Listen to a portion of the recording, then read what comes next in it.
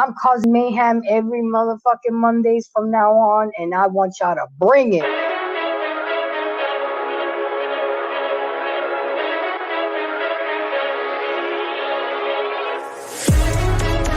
No, you got your man out there doing bigger and better things. Okay? And I blame, Trey asked a good question. How did it get so bad? I blame y'all.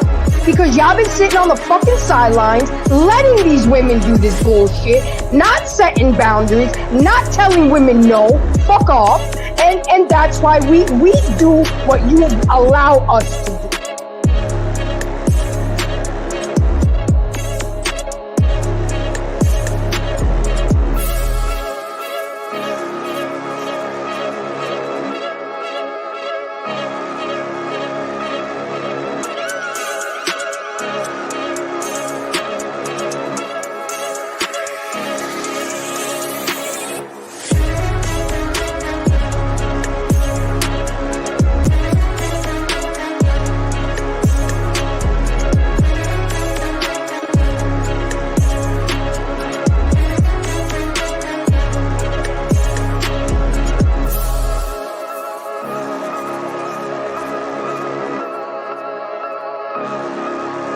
You are one I love to hate and hate to love, but at the end of the day, I love you, baby girl.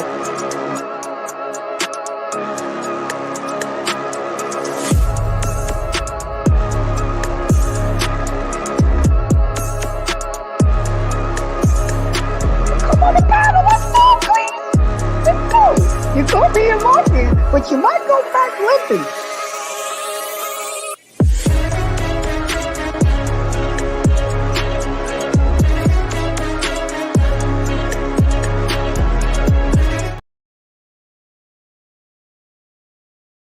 What's going on? What's going on to all my embracers? It's Monday Night Mayhem at the Black Man Unfiltered Network, and you know how I do it. We causing mayhem. It's Monday. That's what I do. And if you guys don't know me and want to get to know me, my name is Grace from Embrace the Grace. And I am here every Monday night, 9:30 p.m. Eastern Time. I am on Black Man Unfiltered's panel. I'm flipping tables with Black Man Unfiltered and co-hosting with Lost in Translation. That's their show, but I am an honored panelist.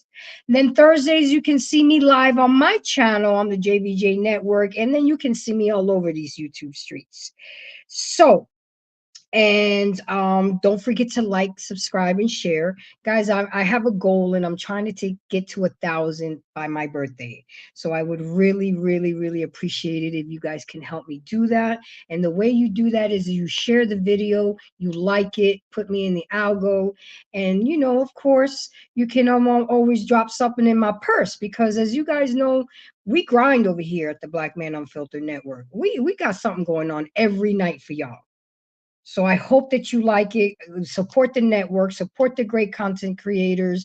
And to my embracers and my subscribers, keep bringing in those emails, topic ideas, and shorts, because you guys breathe life into me and to this channel.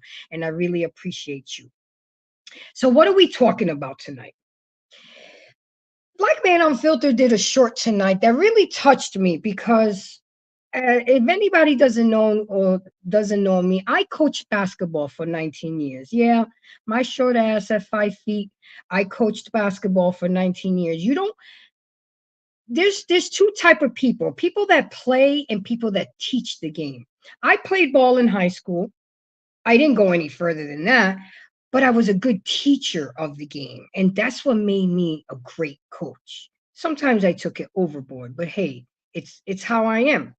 And thank you for everybody that's coming in. Let me go ahead and start giving the shout outs on the Black Man Unfiltered Network. Milani's here, my beautiful Milani. You keep that afro beautiful, honey, because it's hot. Antoine, thank you for coming. Young Money, Ikini. Let me go check out my channel. Who's there? My Randy, she's there. She didn't clocked in. She's oh, I love this girl. I really do. There is nothing more valuable than a moderator that is always there for you. You just don't know how valuable you guys are. That's why we don't take it lightly when we give people these wrenches. So, honey, if I mwah, and Brick Slinger, thank you for coming. I appreciate you coming in. So anyway, let me fix this a little bit because I see it and it's bothering me. Let me get it right. Let me get it right. Let me get it right. So this topic touched my soul because after coaching 19 years of basketball, I mean, I did it all. I did rec, I did AAU, I did travel, I did middle school, and I did high school. So I coached at all levels. I coached girls, I coached boys. It was fun to me. It was very tiring and it was challenging at times, but it's something that I enjoyed. It was an outlet for me. But there was an ugly side to it. And that's what we're talking about tonight. Where the fuck are the parents? Where are y'all? Where are y'all? And what really solidified me to talk about this topic was really my son. Because last night, after all the festivities of Mother's Days and stuff, we talked on the couch because, realization is sinking in for me. My baby graduates in 2 weeks and then he's gone. He's going to Fort Lauderdale to his father's house for the summer and then he's on to college. So it kind of hit me. But the conversation that we had, he wanted to go down memory lane and we talked about everything. He was like, Mom, and excuse me if I get emotional, but when it comes to my son, I get emotional. He's like, Mom, you were a great mom. And then we talked about, all the ass whoopings, the different things I used to make him do. But then when he says something that really solidified me having this show was, Mom, you were always at my games. Every time I looked up on that crowd, you were there. He being loud as ever. Every time they would put him in the game, I'd go, it's Jordan time. And it's hilarious because when I wasn't at his games, parents would go ahead and take over for me. And let me tell you something. I made it a point as a parent to make sure that I go to my kids' games because I know what it felt like. I mean, I can't really fault my dad because my dad was busy working, making that money. He made sure I had fresh Jordans all the time. I had away Jordans, I had home Jordans, I had practice Jordans. I was lit. He made sure I had everything materialistic. But the thing that really matters to these kids is creating memories, being there, being physically there for your children. That's what matters because that's what he's taking with him, are the memories. And that really touched my heart when he told me, Mom, you were always there. He was like, but there was a time when you stopped coming to my games because I was trash. And he's right. I told him, I'm not coming to your games anymore. I'm not taking off work. I'm not traveling all these long distances because you're not putting the work in. And then you're sitting the bench. All your friends are progressing except you. I'm not doing it. And that hurt. He told me last night that hurt his feelings, not seeing me there at the games. So he picked up his game. He made sure he's got the work in and he started getting better. He started getting the playing time. And because I was coming as a coach, I never used to jump on coaches about, well, why didn't he play? I knew why the coaches weren't putting him in. I wasn't going to bombard the coach. I was going to bombard Jordan. You're a coach's kid. And when I did coach him, I was harder on him than everybody else because everybody expected me to baby him because he was the coach's kid. And I felt like I had to prove something. So I wouldn't be harder on him than all the other kids. I expected more of him. His standards were set at a higher level. His dad we're a basketball family. His dad is 6'9". My ex-husband, he played ball for Buffalo State, played in high school. So sometimes when he had the time, he would be my assistant coach. And of course, I would utilize him to coach my power forwards and my centers because of the height. I would work with the guards, he would work with the forwards, and it was fun because it was a time where me and my ex would bond and we would spend time together. Did we get into it sometimes because he would feel I would make a bad decision or he would make it, but it was a family affair. But you best believe it, my son, who I named Jordan after my favorite basketball player, he started doing well, and I started going back to the games. And I'm telling you, it matters, guys. It matters. If you think that it doesn't matter when you as parents don't come to their games, it matters. So I'm gonna have Black Man Unfiltered run the first tape because this is what initiated the show for tonight. And guys, please come up here. Please show me different. Tell me different. Let's cause some mayhem because a lot of y'all parents suck. Y'all don't take them to practice. Y'all don't pick them up on time. You don't want to bring the snacks when you're assigned to bring snacks. You don't come to the games. You want to cause drama between baby mama and baby daddies. You don't want me to give your ex the schedule. You don't want him going to the games. You don't want her going. I mean, we're going to talk about the ugly side of shit because a lot of y'all parents really put a lot on coaches that y'all shouldn't. And it's not fair. Because a lot of us don't get paid to do this. When you see coaches, I mean, travel gets paid, schools get paid, but a lot of times when you see these coaches coaching at parks and recreational facilities, they're not getting paid. They're not getting paid. Here we go. Here we go. It doesn't matter what color they are, Lady D. I'm talking about parents. And what if I was? Anyway, I'm not going to get involved with you today because you don't matter, Lady D. You don't matter. You're a troll. But with that being said, BMU, go ahead and run the first tape, please. Is that I come to an AAU game supporting my daughter. All these black kids on these teams. We're supporting the girls, all these black boys on the other teams. All of them here. There's no black representation. Ain't no parents here, no grandparents here, no uncles, no aunties, no nothing. It's 5 or 6 black people spread out. But I look across and I see all these white people, 170 of them, with matching t-shirts, aunts, uncles, married couples, grandpa, granddaddy, cheering for these babies. Black people, when are we going to start being here for our babies and representing our babies? When are we going to show up for our babies? BMU, run it one more time. Yes, he emphasized on black parents, but I'm talking about all parents in general. Of course, black man gonna be talking about black parents. He's black. But according to them streets out here, y'all don't know what the fuck I am. But let's do it. Run it one more time so people can sit in it. You know what pisses me off is that I come to an AAU game supporting my daughter. All these black kids on these teams. We're supporting the girls, all these black boys on the other teams. All of them here. There's no black representation. Ain't no parents here, no grandparents here, no uncles, no aunties, no nothing. It's 5 or 6 black people spread out. But I look across and I see all these white people, 170 of them, with matching t-shirts, aunts, uncles, married couples, grandpa, granddaddy, cheering for these babies. Black people, when are we going to start being here for our babies and representing our babies? When are we going to show up for our babies? Facts. So that's what kicked off this topic. Where are you? Where are you, parents? And it don't matter what color you're. Where are the parents? Where are y'all? Because I've seen a lot of you guys use sports as a babysitter, as a source of, oh, I know where my kid is at. He's safe. Where are y'all? And I don't want to hear the fact that we got to go to work. We got bills to pay.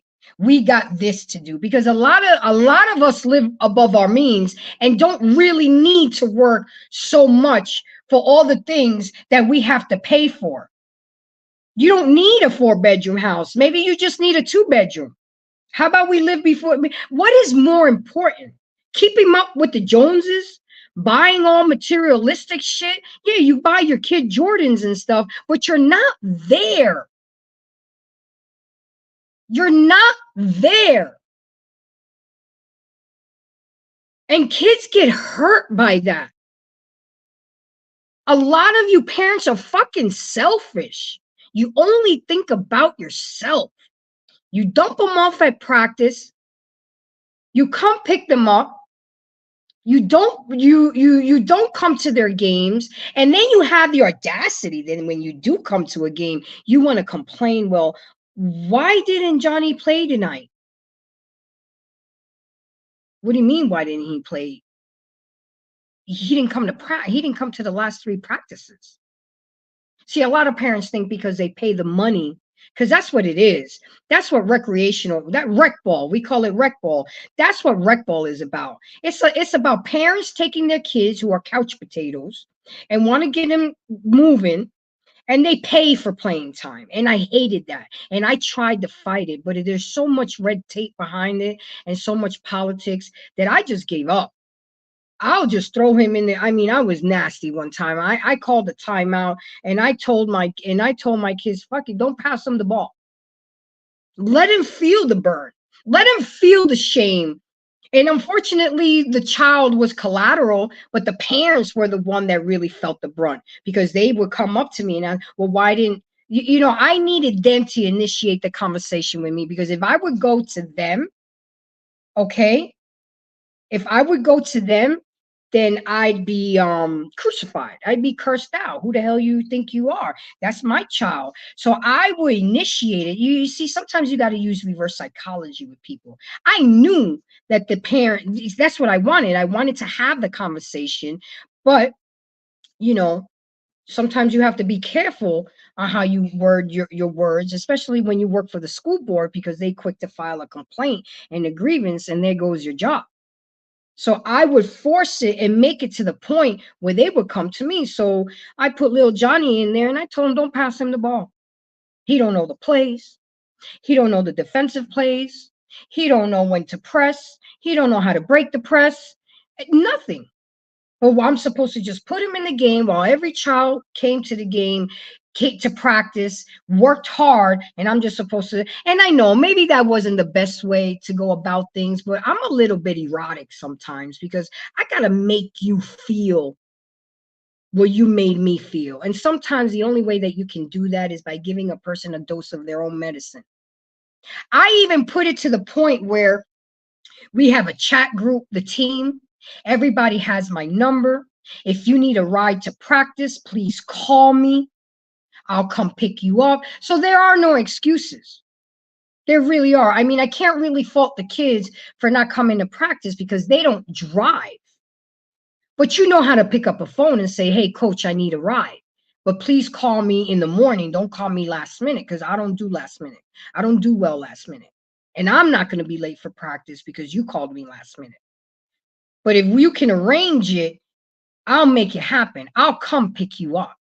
I didn't have that I mean, I made it feasible for the parents and for the child, and you still don't do it, and you still don't show up. Why? Why is that? Why is it that we just sign up our kids? We expect them to do well in school. We expect them to do well in sports. We expect them to get that scholarship. We expect so much from our children, but a lot of us parents give so little. A lot of us parents give so little. Yeah, I'm going to say it. I know yesterday was Mother's Day, but half y'all bitches didn't deserve to be celebrated because half y'all women are not good mothers. Yeah, I said it. Just because you gave birth doesn't make you a mother. Anybody can, we can all do that. We're supposed to do that. That's our duty as women. But are you really there? Are you really being a teacher to your child? Are you really nurturing? Are you really giving them the map and guiding them to the journey of life? Or are you just letting social media and the tablet and the TV? And look, I'm not saying that I was the perfect parent. There's been plenty of times where I had to be humble and apologize to my son for sometimes I went overboard. That's what we talked about all night last night. We talked about the punishments I used to give him, stuff I used to make him clean when I was upset with him. I mean, it was funny. It was funny to hear it now. He was like, Mom, 18 years. Do you know how good it feels for when your kid tells you, Mom, you've been a really good mom? I made some mistakes. I admit it. But I also know I did a lot of good shit. My kid had a job at 14 years old. He's been holding the same job for 4 years. My kid was the first one out the crew to start driving. I let him drive on his own at 15 because I trusted him. I trusted my teachings of driving him, and I trusted him that much to drive by himself. Plus, I had a tight leash on him. I had Life 360, so I would know how fast he was going, where he was going. Um, I put him on my credit cards as an authorized user since he's been 16. He busted out with 850 credit at the age of 18. He had a savings account, checkings account. I mean, this is how you set up your kids. All those Jordans and all those video games and all of that don't matter at the end of the day. They don't matter. They don't matter. We put so much pressure on coaches and teachers and tutors and mentors that we don't realize that again. And I love who said it in the Antoine said it. He said, I've learned that in Catholic school from the same nun for as long as I can remember that parents are the first teachers. Absolutely. By the way, I went to Catholic school my freshman to senior year. And you better believe it, Antoine. And then parents,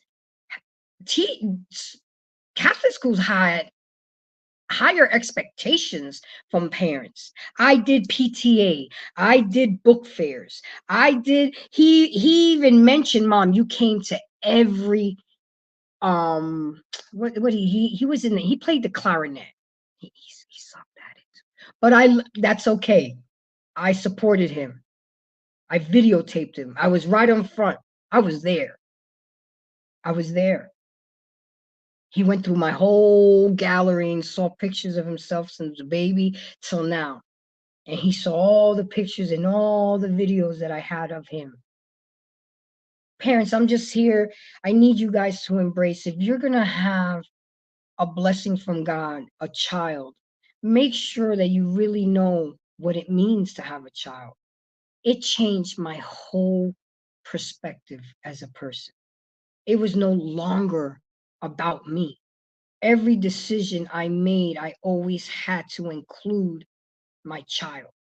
Every bad decision I made affected my child. I learned a lot of things of what not to do from my parents, and I learned a lot of things of what I should do from my parents. We don't get a manual, and every child is different. Every child has a different personality, but at the end of the day, we got to show up and show out for our kids. We got to cheer. And then not only that, some of you parents come to the games and all you're doing is on your phone. You ain't even see Johnny score. Put them goddamn phones away. You complain about your kids always being on the phone, but we're just as bad. We are just as bad because time goes by quick. Yesterday, realization set in for me hard. It hit me like a ton of bricks. It was a very, very emotional Mother's Day for me. I only got one. He's 18 now. And as soon as he graduates on the 26th, the next day he's gone. And then in August, he's gone to school. That's it. The umbilical cord has been severed. And I have no regrets. I look back and I did well. I mean, he's not a perfect kid, but I did good. I did well. And he tells me that. And when you hear that from your kids, Mom, and I don't just hear it on Mother's Day because it's so redundant on Mother's Day. You're supposed to say that shit on Mother's Day to your parents. But what do you do throughout the year? I remember one day he didn't know I was going to be at the book fair because, I like to surprise him.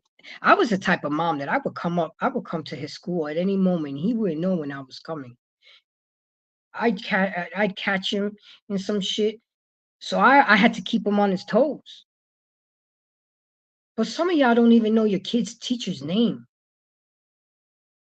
Some of you guys don't even know what homework is due the next day.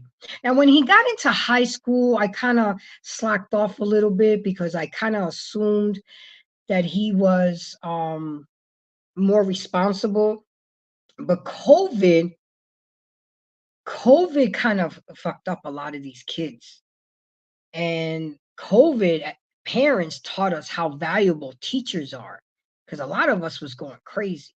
And I told him from the rip, look, I'm not good in math. Don't come at me with no algebra, polynomials, factoring, and I don't do math. Now I can write you a research paper, a 6-7 page paper in less than 90 minutes. I'm good at English. I can write a paper.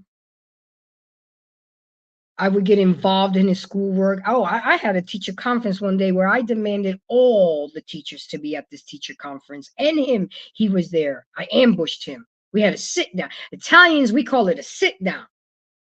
I had to sit down with all his teachers because we couldn't figure out how do you go from the honor roll and now you sliding. Hey, Chocolate Earth, how you doing, Mama? I had to sit down with him, and he didn't know we was having to sit down. I never used to prepare him for anything because I wanted the element of surprise.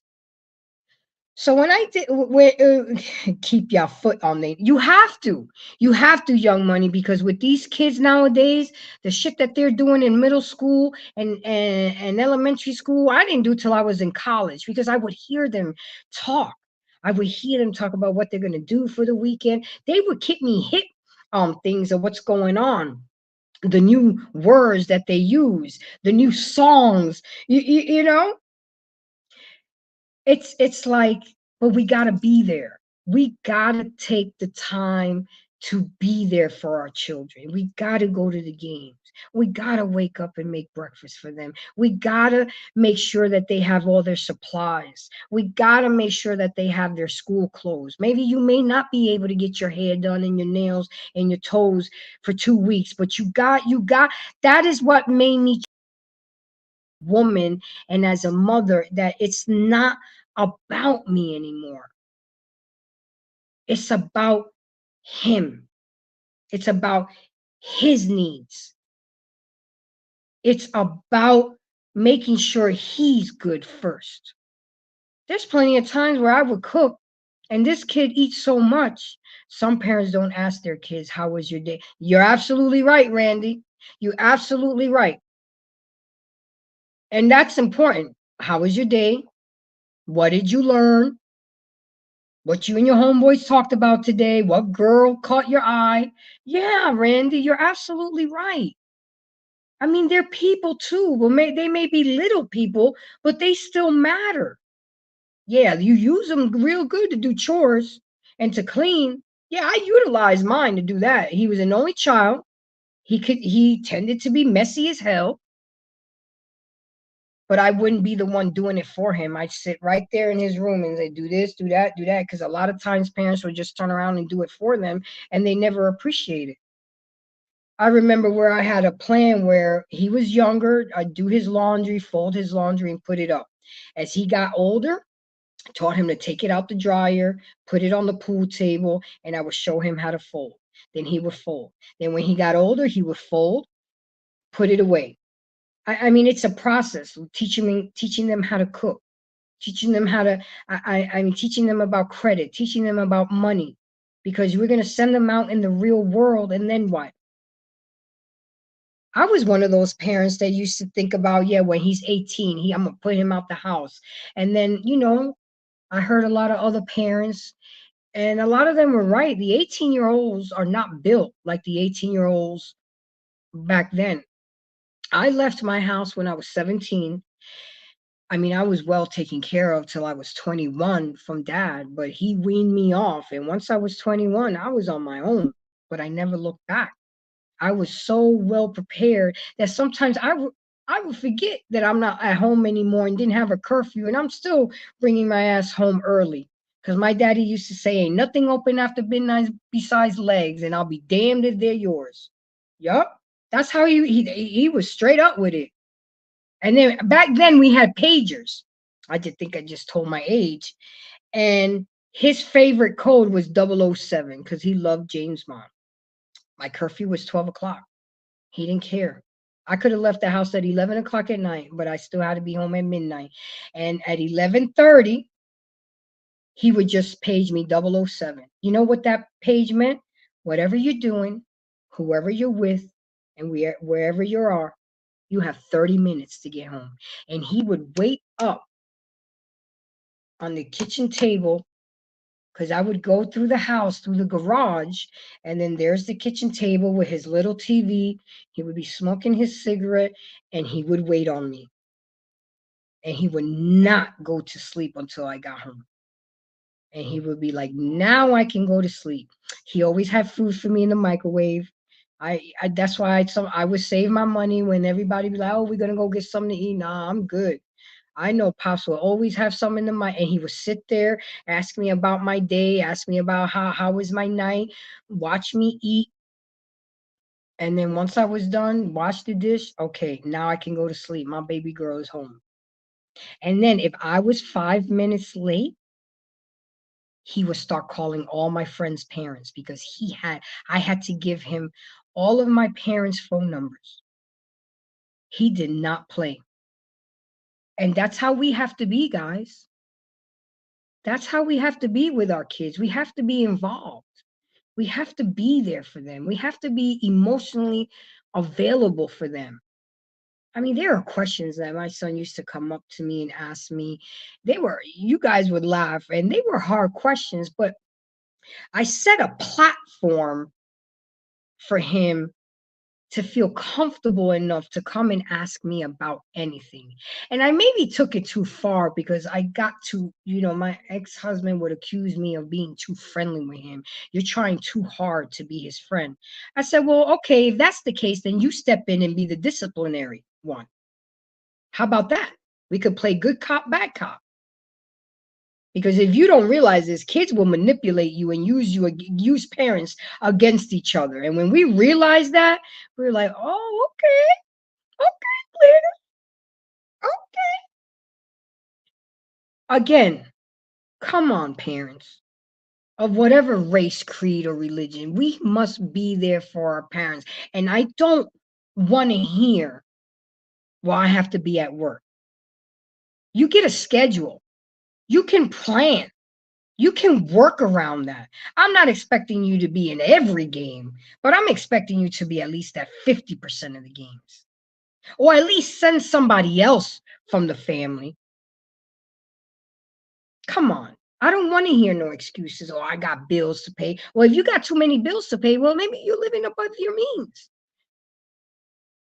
Maybe you're trying to keep up with the Joneses. Trust me, I've been there. I was a manager and I made sure that I knew every employee who had kids and who was into sports and who was doing this and who was doing that. If they asked me for the day off, I'd give it to them. I didn't care because you know what? Family comes first. That job is going to be there tomorrow. You have a heart attack today, they're going to step right over you and replace you in a heartbeat. They don't give a shit, especially corporate America. They do not care about your mental wellness, your marriage, your kids, your relationship. They do not care. All they care about you is you clocking in and being there. I'm not asking you to abandon your job. I'm not asking you to not show up to work. What I'm asking you is to integrate your job into your life, into your children's life. If you know basketball season's coming up, talk to your boss and say, hey, I have a kid. He plays basketball. I need to be at all his games. What can you do? Can I change? I mean, it's doable, but you have to want it. First of all, you have to want to do that. And second of all, you have to actually do it and talk to your superiors. Some will be understanding, some won't. But you have to at least try. There were a lot of parents that didn't even try. They didn't give a shit. I was their babysitter. I was their cook. I was their chauffeur. How many times have, and coach, I'm hungry. There's no food at the house. Come on. But you got a Michael Kors purse. I bet you that. You got your nails and your toes done. I bet you that. But that kid coming home to no food in the house, I'm not going to let no child go hungry, and at least not in my presence. So this really touched my soul. And when I saw Black Man Unfiltered, I know how he felt, because it's embarrassing. You see everybody else there, but most of us from the melanated community, we not there showing up for our kids. But then we there on signing day. I bet we there then. Huh. We there clapping for our, ready to get that money from your kid, knowing damn well you ain't even go to one game. Get the fuck out of here. How dare you? How dare you? You got to be there if you expect them to be there for you in your latter years of your life. Who gonna change your depends? They'll put your ass in a nursing home in a heartbeat. Remember that. What comes around goes around. The way you treat your children growing up is the way they're gonna treat you when you're older. It's being very common nowadays. It's not only in the white community. There's a lot of us in nursing homes. When we said we wouldn't do it, well, they're putting them in there because they just don't want to be bothered, just like you didn't want to be bothered when they were children. I would hang up my kids' artwork, even though it was. I would.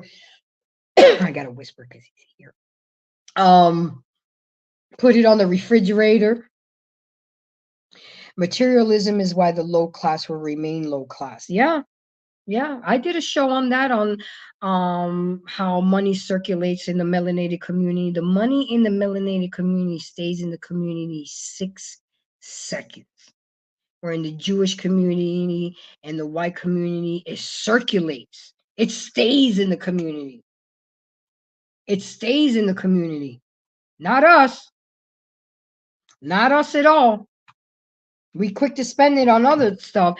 We, as consumers in the melanated community, spend $1.6 trillion a year. 20% of that on luxury items. How's somebody driving a Mercedes, but you rent a room? Where do they do that at? How are you driving a Cadillac Escalade, but you living in the hood? I mean, we see it every day. But we don't shame anybody. We don't say anything. We just accept it. But then who deals with the BS later on? Tell me, who deals with it? Turn on your camera. My camera is on. What are you talking about? You don't see me? No, can you hear me? Yeah, I can hear you. I have a guest on the line. I was talking to your guest. Ikene is on the line right now. You can speak to him. He's here. Oh, okay. Yeah, Okay, so whoever wants to come up and talk to me and talk about this, give me your experience, prove to people as a child that that this matters. This is important, guys. This is important. If we could just go ahead real quick and show the next video, BMU, so I can go ahead and reinforce what I'm trying to say. I'm not really sure. Now, I also have some videos on how toxic some of us can act at games. Now, these parents, they need to stay their ass at home because they embarrass the community and they get too into it. They're living vicariously through their children's lives, and that's also in the extreme, which is not good. So I don't really know what order BMU has the videos, but we can rock it. Roll the tape, boss. Look at that. That's a parent pushing. Here we go. Pushing him to the ground. Really?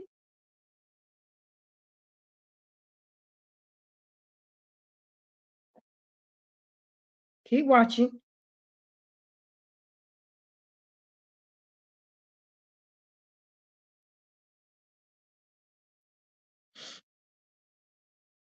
We can't play it because it has music and we'll get copyrighted.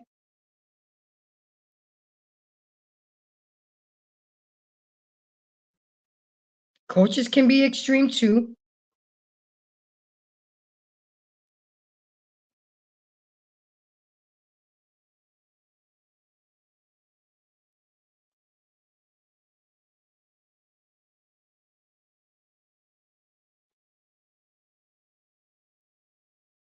I mean, that's crazy.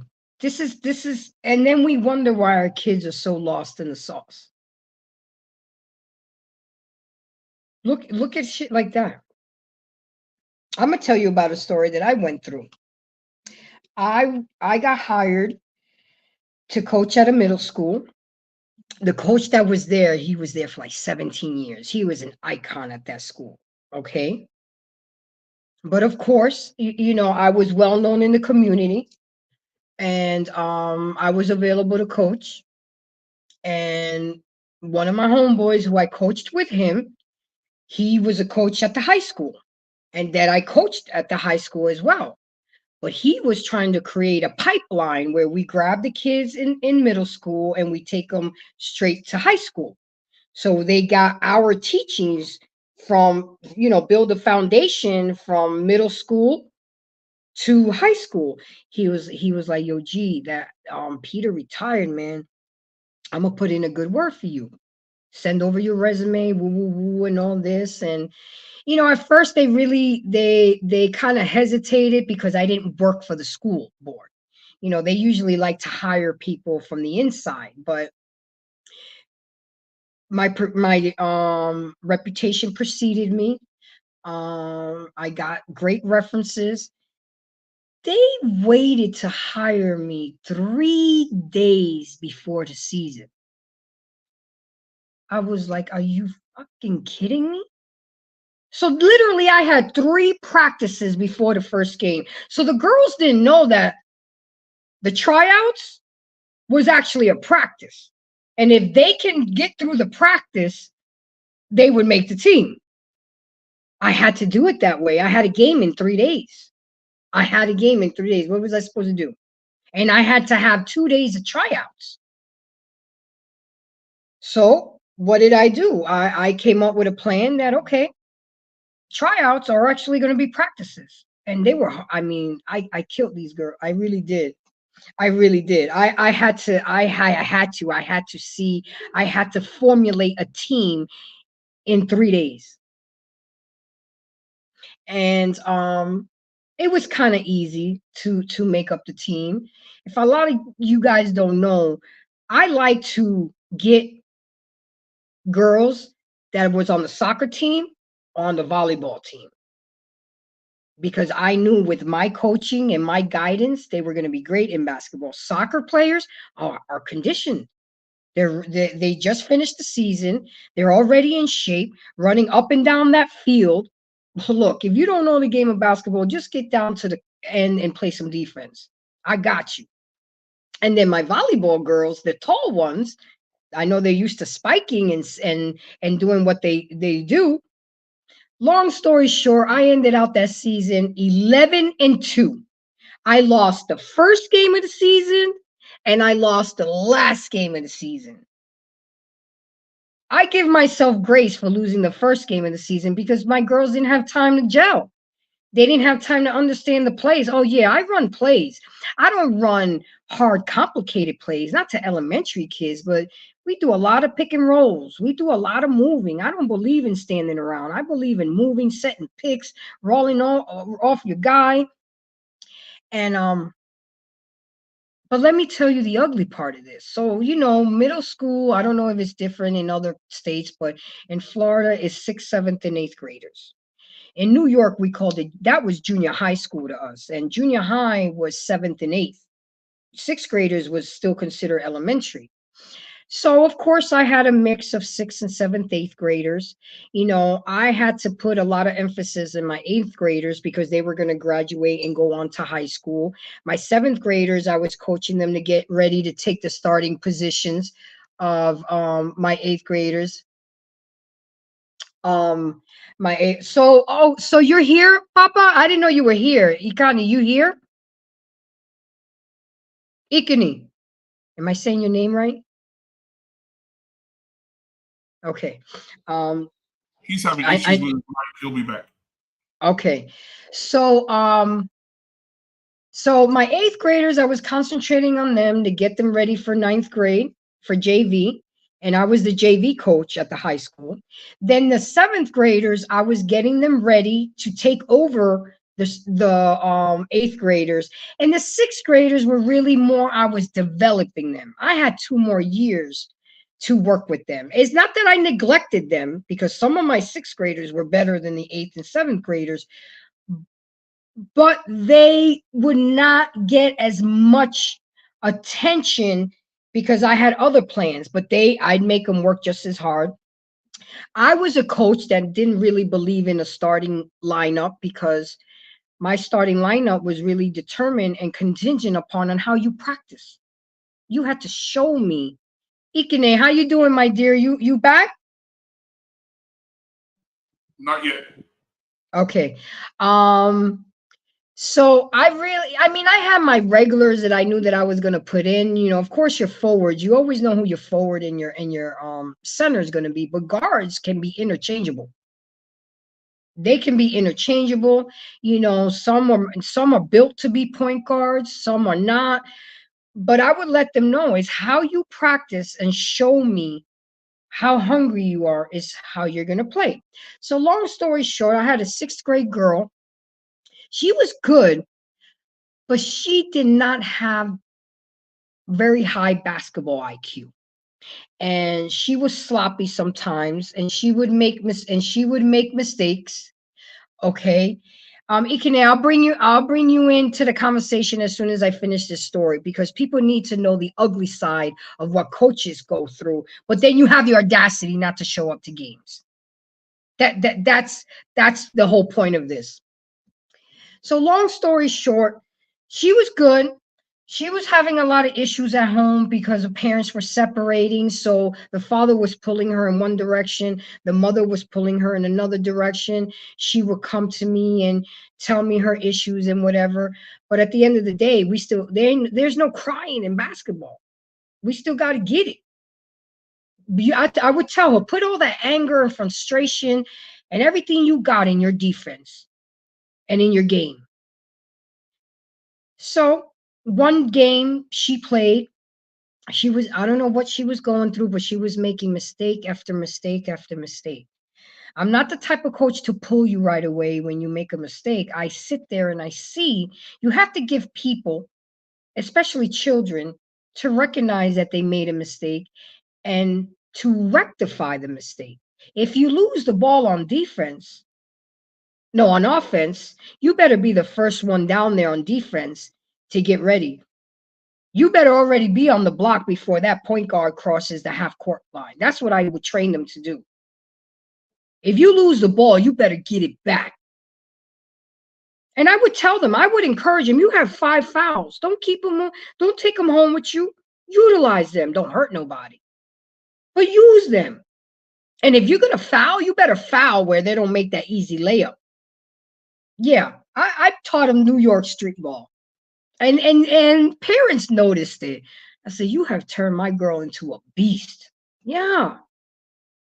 Yeah. Some boys that were timid, that were shy. You better get in there. You better. And I told one kid, he was a real chubby kid. I said, yo, I picked you. And we called him Beef. I picked you because you big.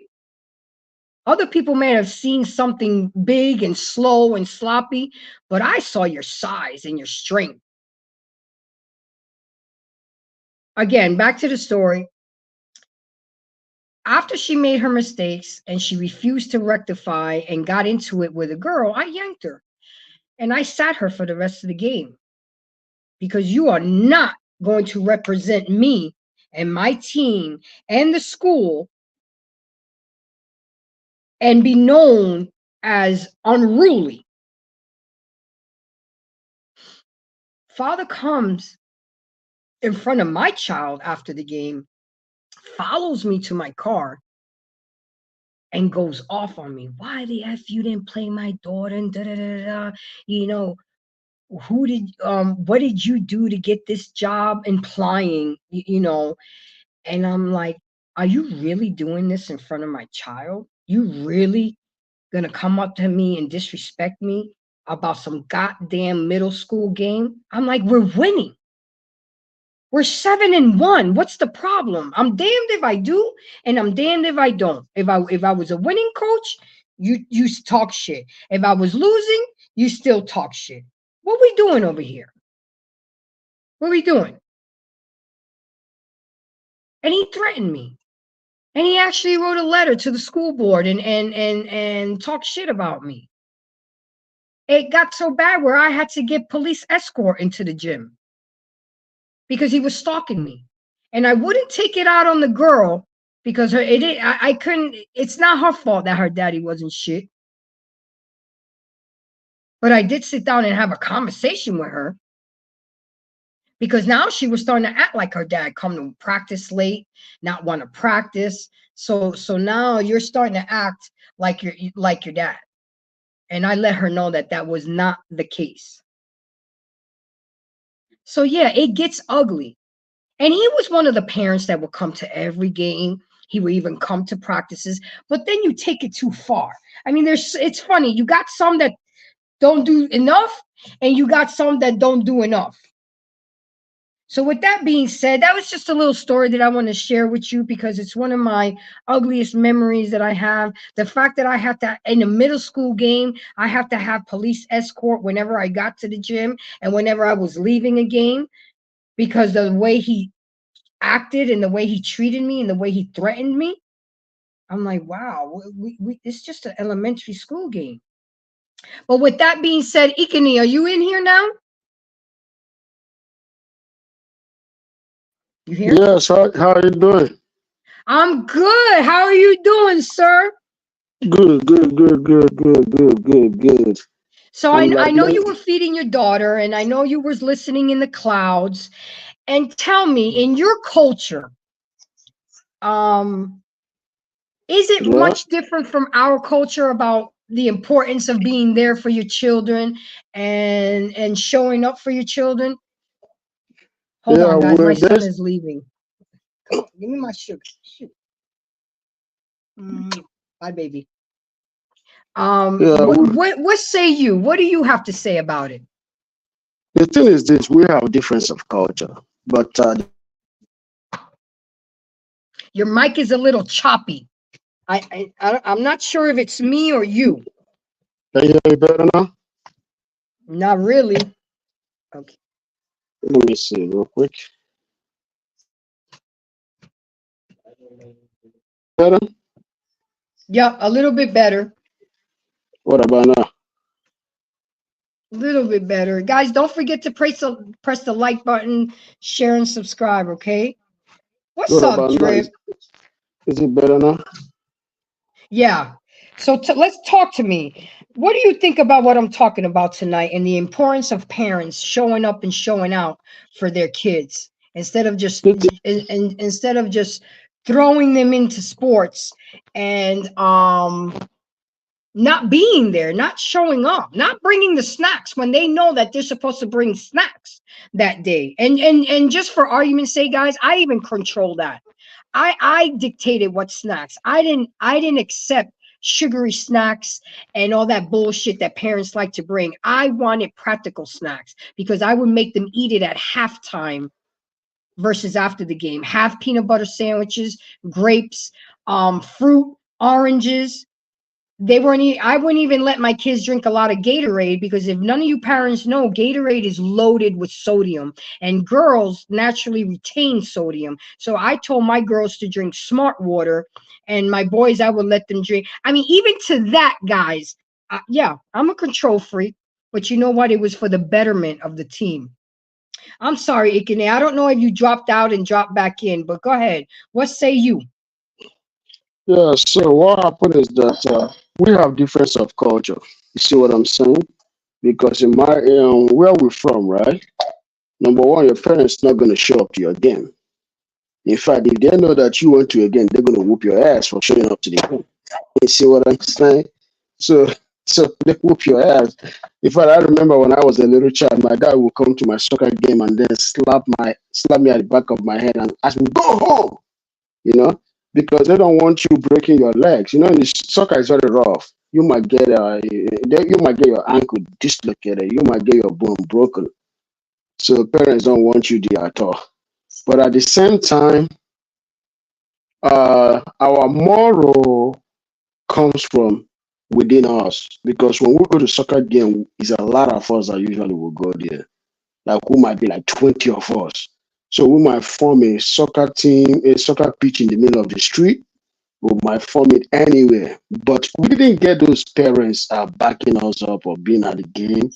And I really like it like that because when I came to America, I used to say, why are parents at the game? But then when I see how parents are acting, then I'm like, they shouldn't even be at the game at the first place. You know what I mean? Because some of these parents, number one, they are little kids, grown little kids, both the father or the mother. They grown little kids, they come to game and then they start fighting each other, just like that video showed. How can a man twice the age of a child tackle a child? That tells you that some of these parents are just messed up in the head. They're not supposed to be parents at the first place.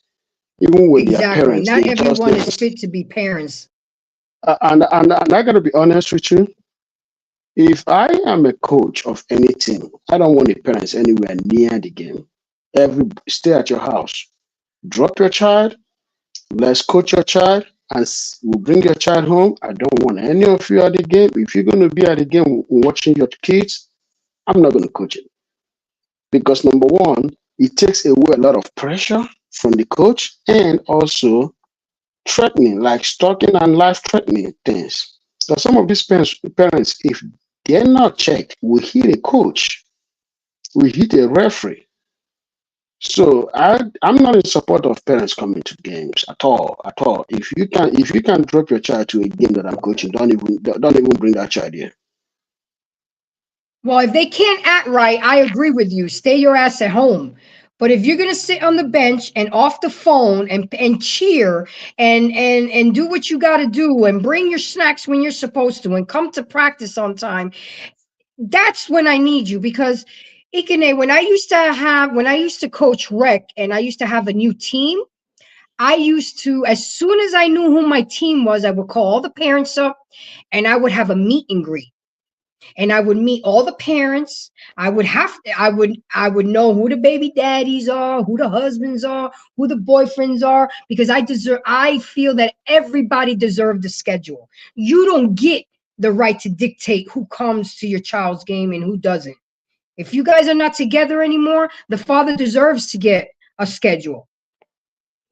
Because there would be a lot of mothers that would tell me that don't give him the schedule. I don't want him to come to his game. No, no, don't bring. No, I'm not co-signing to that shit. And you see, that's why a lot of women don't like me because I don't uphold them in their fuckery. No, and y'all already know I'm a boy mom to the 110th squared to the three. Okay, I am not going to stop you from the father coming to see his child play, but you bringing Pookie with you. No, it don't work out that way. So I would have a meet and greet. I would meet the children. I would meet the parents. I would let them know of my expectations. I expect them to be here on practice, and when they're on time, they're late. They should already be running drills when I pull up. I expect them to respond to me when I respond to the chat group. If you parents don't want to be part of the chat group, I can have a separate chat group for the parents because some of these kids, especially the boys, used to get off the chain with it in the chat. And I let them be boys. I let them be kids. I don't let them disrespect each other, but you know, a lot of times these kids saw practice and being with their team as a getaway. And I also want to bring up, and it's important because in the comments, I saw a lot of the comments in BMU video that because some parents said, well, we need to stop pushing our kids into sports and get them more into engineering and being a lawyer and being a doctor. And I agree. And the reason why I'm going to agree to you, because I have my stats here. Two out of every 10,000 high school players make it to the NBA. 1.6 college players make it to the NFL. So it's not like we're pushing these kids to all be NFL and NBA players. Sports is an excellent. I'm brother What Grace. was that? I gotta cut in real quick. Let me tell you something, right? There's a reason why sports is big in the black community. You see what I'm saying? It's not big because they think that their child is going to make it to the NBA. It's big because most of the parents are dumb. How can you teach? I'm telling you for real. Because if you want your son to be an engineer and you don't know math, how are you gonna teach your son how to be engineer? But sports is the most easiest get away for most black parents, not the kids. Most black parents, because he's going to be like, oh, my son is going to NBA, my daughter is going to whatever, my son is going to go to NBA, so that she cannot Please. be held down to teach her son how to do the math equation, to teach her son classes, to do those homework for her son or his son, right? He or she not going to know how to do it. So the best thing that he or she can do is to do sports, is to introduce the son to sports, because that's the easy way out. Because if I come to her and say, you know what, I think your son should study engineering. I think your son should be a medical doctor. And she was a fuckery in a high school, and she barely got her GED. How on earth do you think she's going to teach her son how to be an engineer? While she did not even know English. She don't even know biology. She don't even know science. How is she going to teach her son how to be a medical doctor? The reason why the black boys are lacking is because the parents are dumb. The parents don't know shit about education. I'm sorry. Most of us, the reason why, I will be honest with you, the reason why most of these foreign students will come here and do good better than the citizen is because most of these foreign students, I'll be honest with you, their parents are already engineers, are doctors, are lawyers. They have that educational background. They have that educational advantage over the parents that are born here. That is just a fact. So, but this is what the parents back home did that the parents here are not doing. It's called after school tutorial, in the sense that they will take their kids and put them in an after school tutorial, a private after school tutorial, and they will pay for it. This tutorial starts at 4 p.m. back home and run all the way to 6 or 7. But the parents here are not doing that. That's one thing that the parents over there that don't have educational background do. And that helped them and their kids to stay ahead. They don't know math. They don't know nothing about education, but they pay for it. They don't go and put their kids in sports. They don't do that. But it's very vital that every child should know how to play sports. I encourage that 100%. But at the same time, number one should be education. Education is not going to make. Absolutely. And Ikeni, that's why it's called student athlete. I would make my kids show me a picture of their grades. This was high school. I really can't control anything with rec ball or AAU, but this was when I was coaching for schools. I would make them show me their grades progress report once a week, because I wanted to know before a teacher came up to me and be embarrassed. Oh, well, Sally can't play because her grades. And they knew it. They knew it. I took educate. Sports is great. Look, Having your kids in sports is about discipline, teaching them discipline, structure, teamwork, patience, and responsibilities. That's what sports can do for you. But that doesn't mean that your child is going to go into. I had aspirations of my son hoping to go into the NBA. I know he was good enough to play college ball, but that's just something that he wasn't interested in. And I pushed him a lot at the beginning, but then I started to back off and be like, you know what? I don't want to be like these parents who push their kids so much that they start hating the sport. He was into other stuff. My kid isn't, he wants to have his own business. He wants to develop an app. He's into fashion. I mean, I had to embrace that because this is his life. But some of these parents, they only push these kids to become in the NBA. But if you see the statistics, it's this, the chances are slim. It doesn't look slim because it's a Let me lot of the melanated that plays these sports. let me let me Baseball and golf are the two hardest sports to get into professionally. But you got to do a lot of work. You got to have a lot of discipline. You got to have your grades straight. I mean, it takes a lot. And as us parents, Ikene, we got to be there for them. let me say this We to you got real to quick. be there. Let me say this to you real quick, right? This is one thing that the black community don't understand. Your son has a far better chance of being the next inventor than being the next superstar in any sport. Yeah, because Because one it's one, injury, one it is injury, only Ikene, you're he's, done. he's done. But it's only 3% of the whole entire team, the whole entire franchises, right? That Hmm. have superpower, superstars, which means of every team, only 2 or 3 players that are superstars. So the remaining team players are either bench warmers or substitutes or whatever. So your son has far better chance of inventing something that will change the world than being a superstar in NBA. And not only that, when your son becomes an engineer, a lawyer, a doctor, he also has about almost 80% chance, 80% chance of having a successful marriage than your son being in the NBA. You see what I'm Yeah. saying? There is always something that favors your son for you to take the other alternative.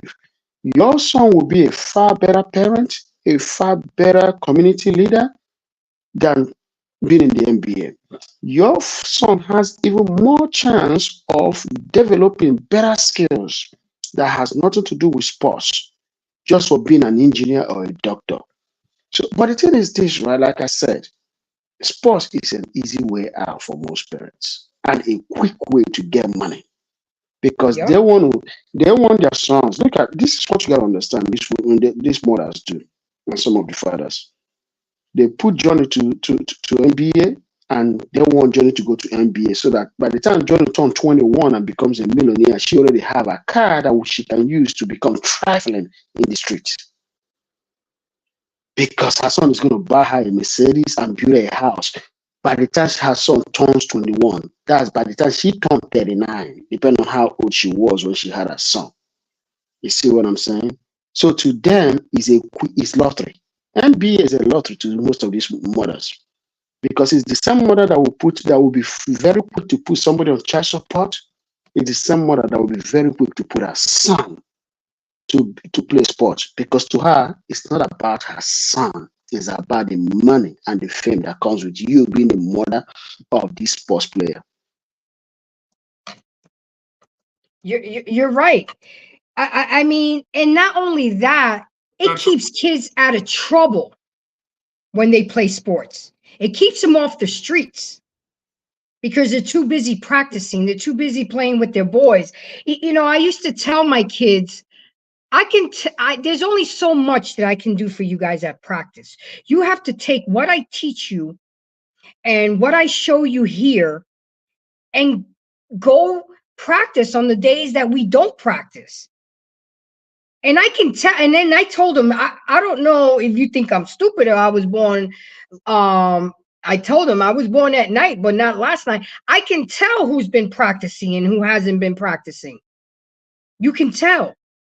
I mean, I have so many awesome stories of kids who didn't even know a lick of basketball, and they was done with me. They were beasts. A lot of mothers didn't like me. A lot of the women didn't like me because they didn't appreciate the way I used to push their kids so hard. You must think this is the NBA. I mean, the dads loved me. You men already know. I pushed the shit. There was times when they'd be throwing up in a garbage can.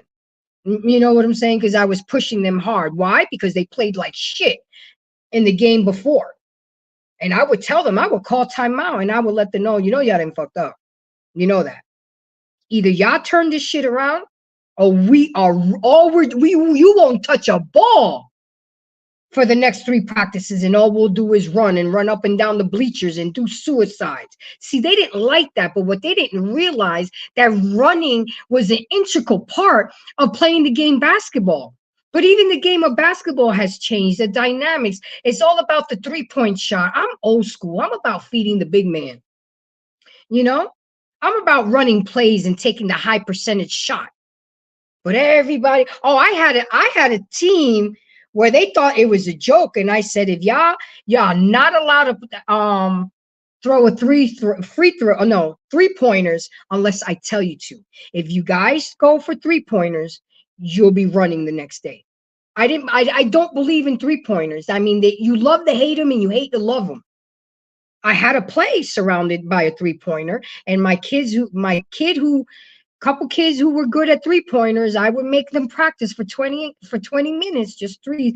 But it's something that I kept on the low. I didn't let now, if we had a kid on the other team that all he did was shoot, I double team him. I mean, it's an opportunity for parents and kids to fellowship. There would be times after games we would all go out for pizza. I mean, these are memories that as parents you're creating with your children. There are some coaches that I want to give a shout out to that embraced my child when I had to be at work and I couldn't take them to practice. Shout out to Coach Carr for embracing me, taking in my son.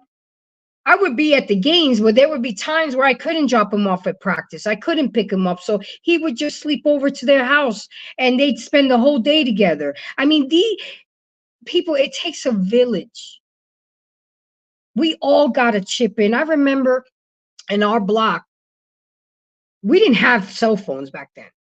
My dad used to tell me, you better be home before the street lights came on.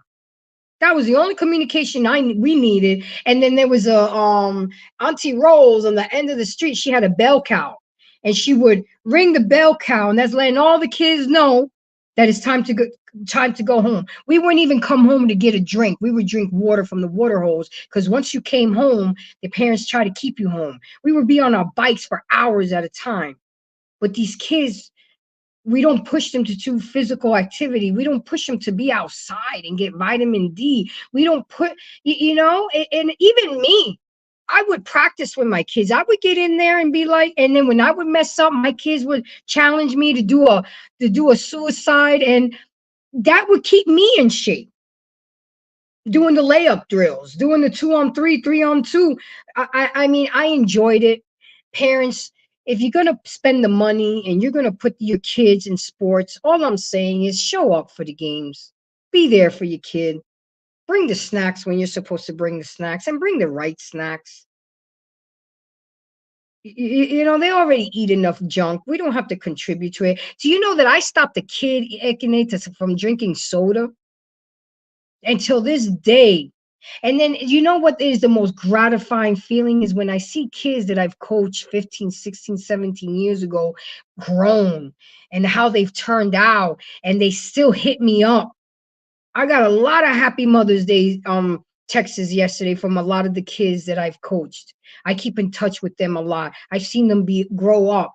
I mean, it's a beautiful thing, but the success, and this is what I used to tell the parents at meet and greet, the success of this team depends on you parents. It's you parents that bring the kids to practice. It's you parents that support the kids. It's you parents that bring the snacks. So don't put your kids in sports if you're not going to be a part of it, because it's a very, very, very lonely feeling when you look up at those stands. And I don't knock my father for it, because I knew that he was working a lot, but I would tell him, Dad, come on, I need you at a game. Baby, you know I gotta work. You know I own a factory. I said, I know, but you gotta come. Mom wasn't into sports. She wasn't gonna come, and I expected that. But I needed my dad there. And I wanted my dad there, and I wished my dad was there. But I learned from him what not to do. So I made it a point to be that parent that was there. I was there early.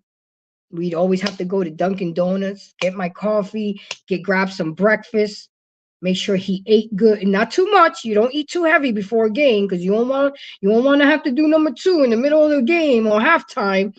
Yeah, you're gonna slum. You're gonna want to run to the toilet. Exactly. I would stay there at last, help out, whatever. Sometimes they didn't have nobody to do the books, so I would volunteer. I mean, you just got to be there. And when my kid told me last night, when we went down memory lane, because as you know, last night was Mother's Day, and he said, Mom, you were at almost every game. And if you weren't there with me and Dad took me, you would show up. I can never, and that, as a mother, that just that gave me validation, and that is what, like I said before, that is what solidified the fact that I'm having this show, to let parents know that you have to embrace your children. If you're going to have them and take care of them and raise them and teach them. But too many of us are too selfish. We dropping them off at Big Mama's house. We dropping them off at my mama house. We dropping them off here. We dropping them up. We're leaving them with men that we don't even know. The new flavor of the week. That's why I'm not going to say Happy Mother's Day to every heifer yesterday. No. A lot of y'all women don't deserve it, because a lot of y'all are not good mothers. Just like my queen, Take Heed, said, you got to be a mother 365 days a week, a year. I mean, it's a 24-hour job, and it's not pretty every day. But you know what? You see that kiss my baby just gave me before he left? That makes it all worth it. The fact that he's going to be graduating in 2 weeks, that makes it all worth it. The fact that he's been holding down the job for the past 4 years, the same job, 4 years, started working at 14. That was his gift. He had an interview on his 14th birthday that morning. I got him a job. Yup, you're going to work. You're going to learn the value of money. You're going to learn that you want to spend money on some bullshit, it's going to take you 10 hours to pay for that. I haven't paid for his haircuts. I haven't paid for underwear, socks, deodorant, or none of that stuff ever since he started working. He pays every year he got older. I made him pay a bill. He's up to 4 bills right now. Netflix, his cell phone bill, his haircuts. He's got a credit card. And I don't really buy clothes for him, because he never likes what I pick out for him. And he doesn't like shopping at the mall. He likes getting stuff online, because he was like, Mom, I get more bang for my buck. I can order more. I know I got to wait for it because it comes from China. The kid is smart. He values money. And that comes from teaching our children. You cannot start teaching something at 13, 14. It's too late. You got to start early. And that's all I'm saying, guys. BMU, do you have the next tape? Let's see what we got. Let's talk about it. Again, if anybody wants to come up here, don't be scared. Let's talk about it. Let's talk about it. Yeah, I have the video ready at the soccer game. And then the other one, TYT, wouldn't allow us copyrights to play the TYT one. But guess what? I found a video of when I was coaching, when a mom came down and cussed her kid out. I have my own video. Oh, okay. Even better, because it touches home. You see what I'm saying? Yep. And she cussed her son out. And tried Why? Why did she curse her son out? because he missed a tackle, and she came out, cussed him out, and then tried to show him how to tackle. I have it all on video. So we'll watch this one, and then you let me know when you want me to play mine. Okay. Here we go. I'm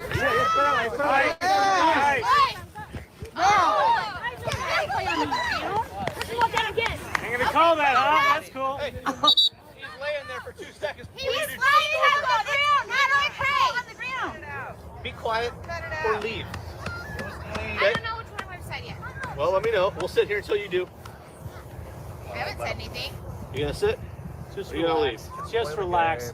This is not, it's not about you. Okay. It's not about you. It's a soccer game. No, it's about them, not you. Exactly. Well, Exactly. my ACL wasn't torn, thank God. Okay, you're gone. No, Okay, leave. okay. Love you. Bye. Love you too.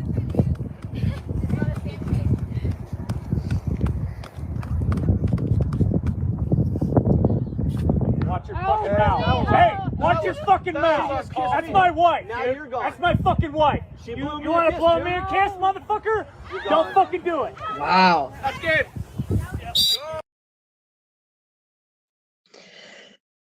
He ended the game. The parents ruined it for the children. What we doing?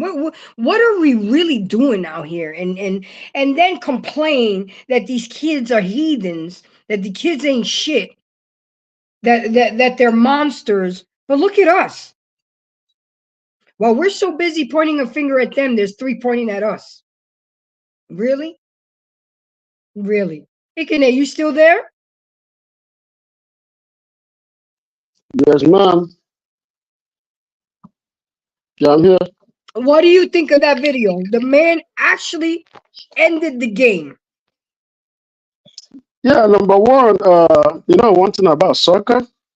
Soccer is a very nasty game. The guy took offense because he kissed his wife. Yeah, you do that in soccer. You say the most nasty things, and you can't react like that. If you react, that's why they get many. They eject people. They eject coaches out. You see, the referee has latitude, but the man that was saying, "Oh, don't blow those kisses. That's my wife." You can't come to soccer game if you're going to feel like that, because number one, you're going to get ejected, and number two, that's what I said earlier. Parents shouldn't be going to sports if they cannot stomach, if they cannot be able to control themselves, if they cannot stomach things that are going to be said, the tackle that is going to happen on that to their children, the broken bones. Like my dad used to come to soccer game and slap the shit out of me and send me home. Why? Because he can't do nothing if somebody broke my bone. It's part of the game. You can't do nothing. The only thing that can happen is sorry. You got to go spend the money to treat your child. It's very sad, but what I saw right there is very sad. But it tells you about a man that is a P. He can't control his damn self. Your wife already walked away. She knows the drill. She understands the game. She was ejected and she went straight to her car. But you overreacted because he said, bye. There's nothing wrong about telling her bye. That means, I'm glad you're out of here. That's what it means. I'm glad you're out of here. But he took offense. He took it sexual. He took it like somebody trying to maybe have sex with his wife or approach his wife. Please. Yeah, because that's the only way he can react. I tell you, I've seen a lot. When I was back home, I didn't see these things, but since I've been here, I've seen a lot, man. A lot of despicable reactions that come from parents. I know you have. I know you have. Now what I used to tell my kids is, do not argue with the refs. That's Don't do what that. I'm Don't here do that. for. I am your Yeah, don't do advocate. that. Have I gotten some texts? Absolutely. But I'm fighting for my kids. You know, if it was a shitty call, I would talk. I said, make sure we call it on both ends, ref. And I would keep, talking.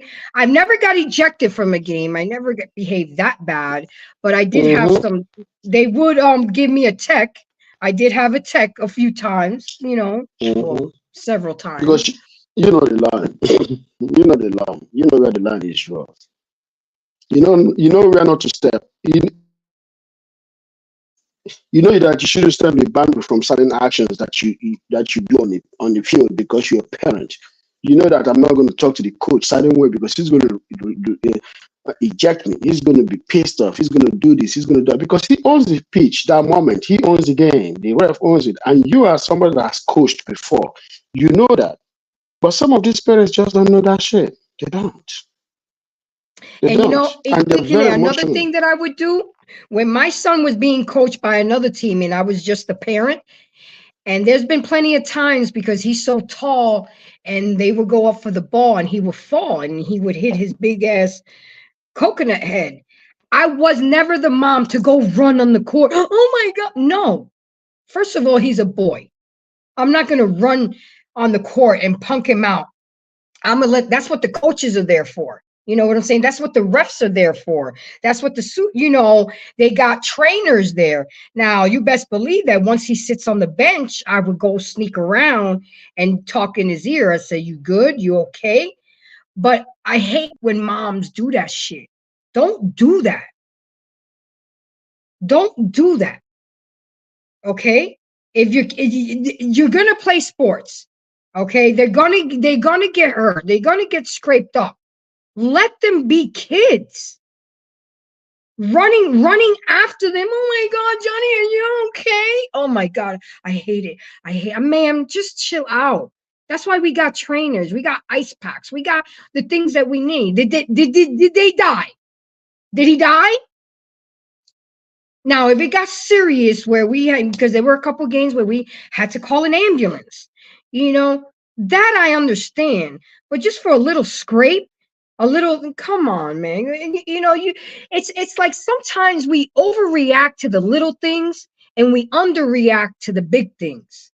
It's like, I don't get it. And again, let me put out this disclaimer to everybody. I am not a licensed therapist. I am not a licensed psychiatrist.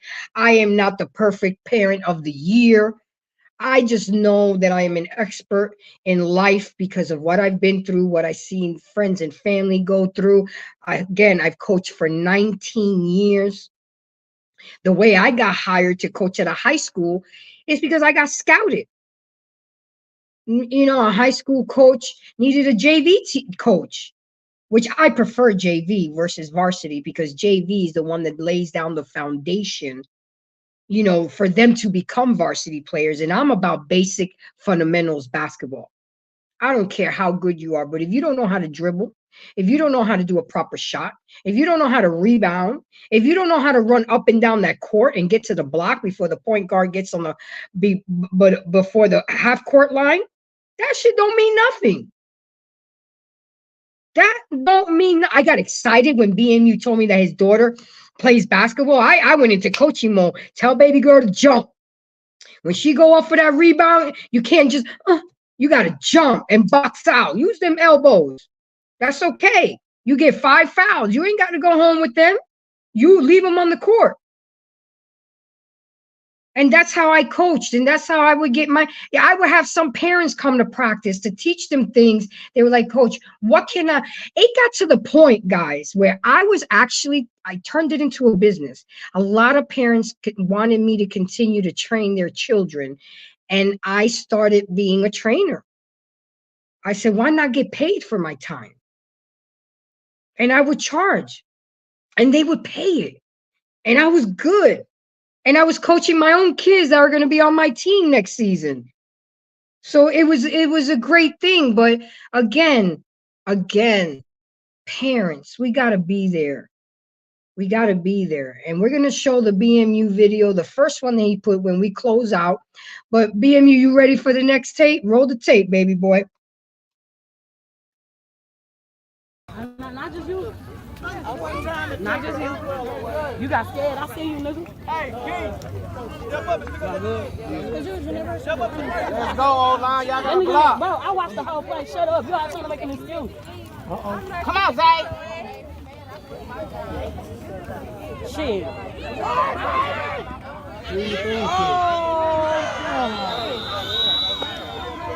What the?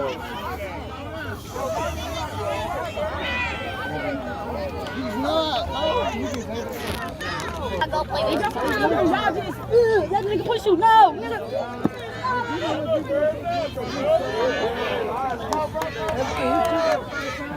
Oh, I swear to God, I wish I was in y'all. I'm not gonna jump in y'all body.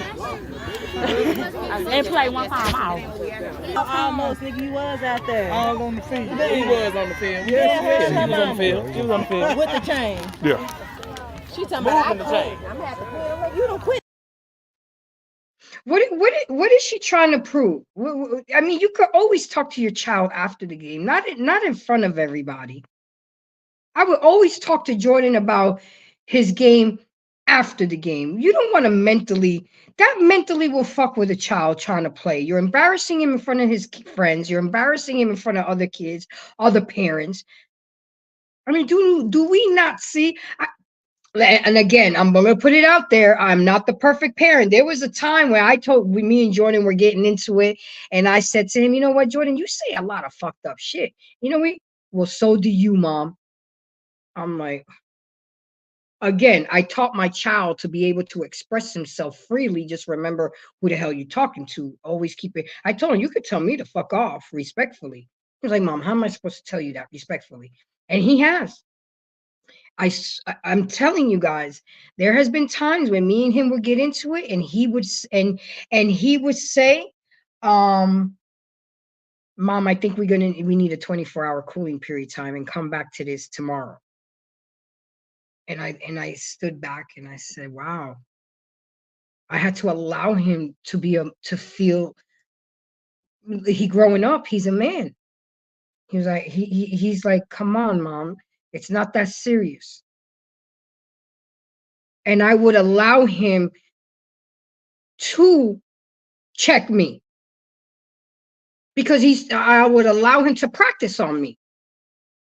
And if he was I mean, there were times where it didn't work, but there were times where it did work. There were times when he would tell me, Mom, I really don't feel like talking right now. Please don't push me. And you have to respect that. You have to respect that. We have to be there for our children, guys, because it's not fair that we put so much pressure on teachers, mentors, coaches, big mama, grandma, aunties, uncles. You birthed them. You lay down and made them. You decided to keep them for whatever reason. It's your responsibility to take care of them. If you can't go out that night because you can't find a babysitter, then you stay your ass at home. And you play Uno and Monopoly and Parcheesi and make it a fun game night with the kids. Oh my God, we still do movie nights. We play Uno. We play Monopoly. I mean, come on, man. I mean, it's because it goes fast, guys. I'm telling you, I'm going to be struggling for these next 2 weeks. I'm excited and I'm proud of my baby, but that's it. He's 18. He is about to leave the nest, and it's even harder when you only got one. It's not like I have another one that stays behind. That's it. It's just me and Biggie. But you know what?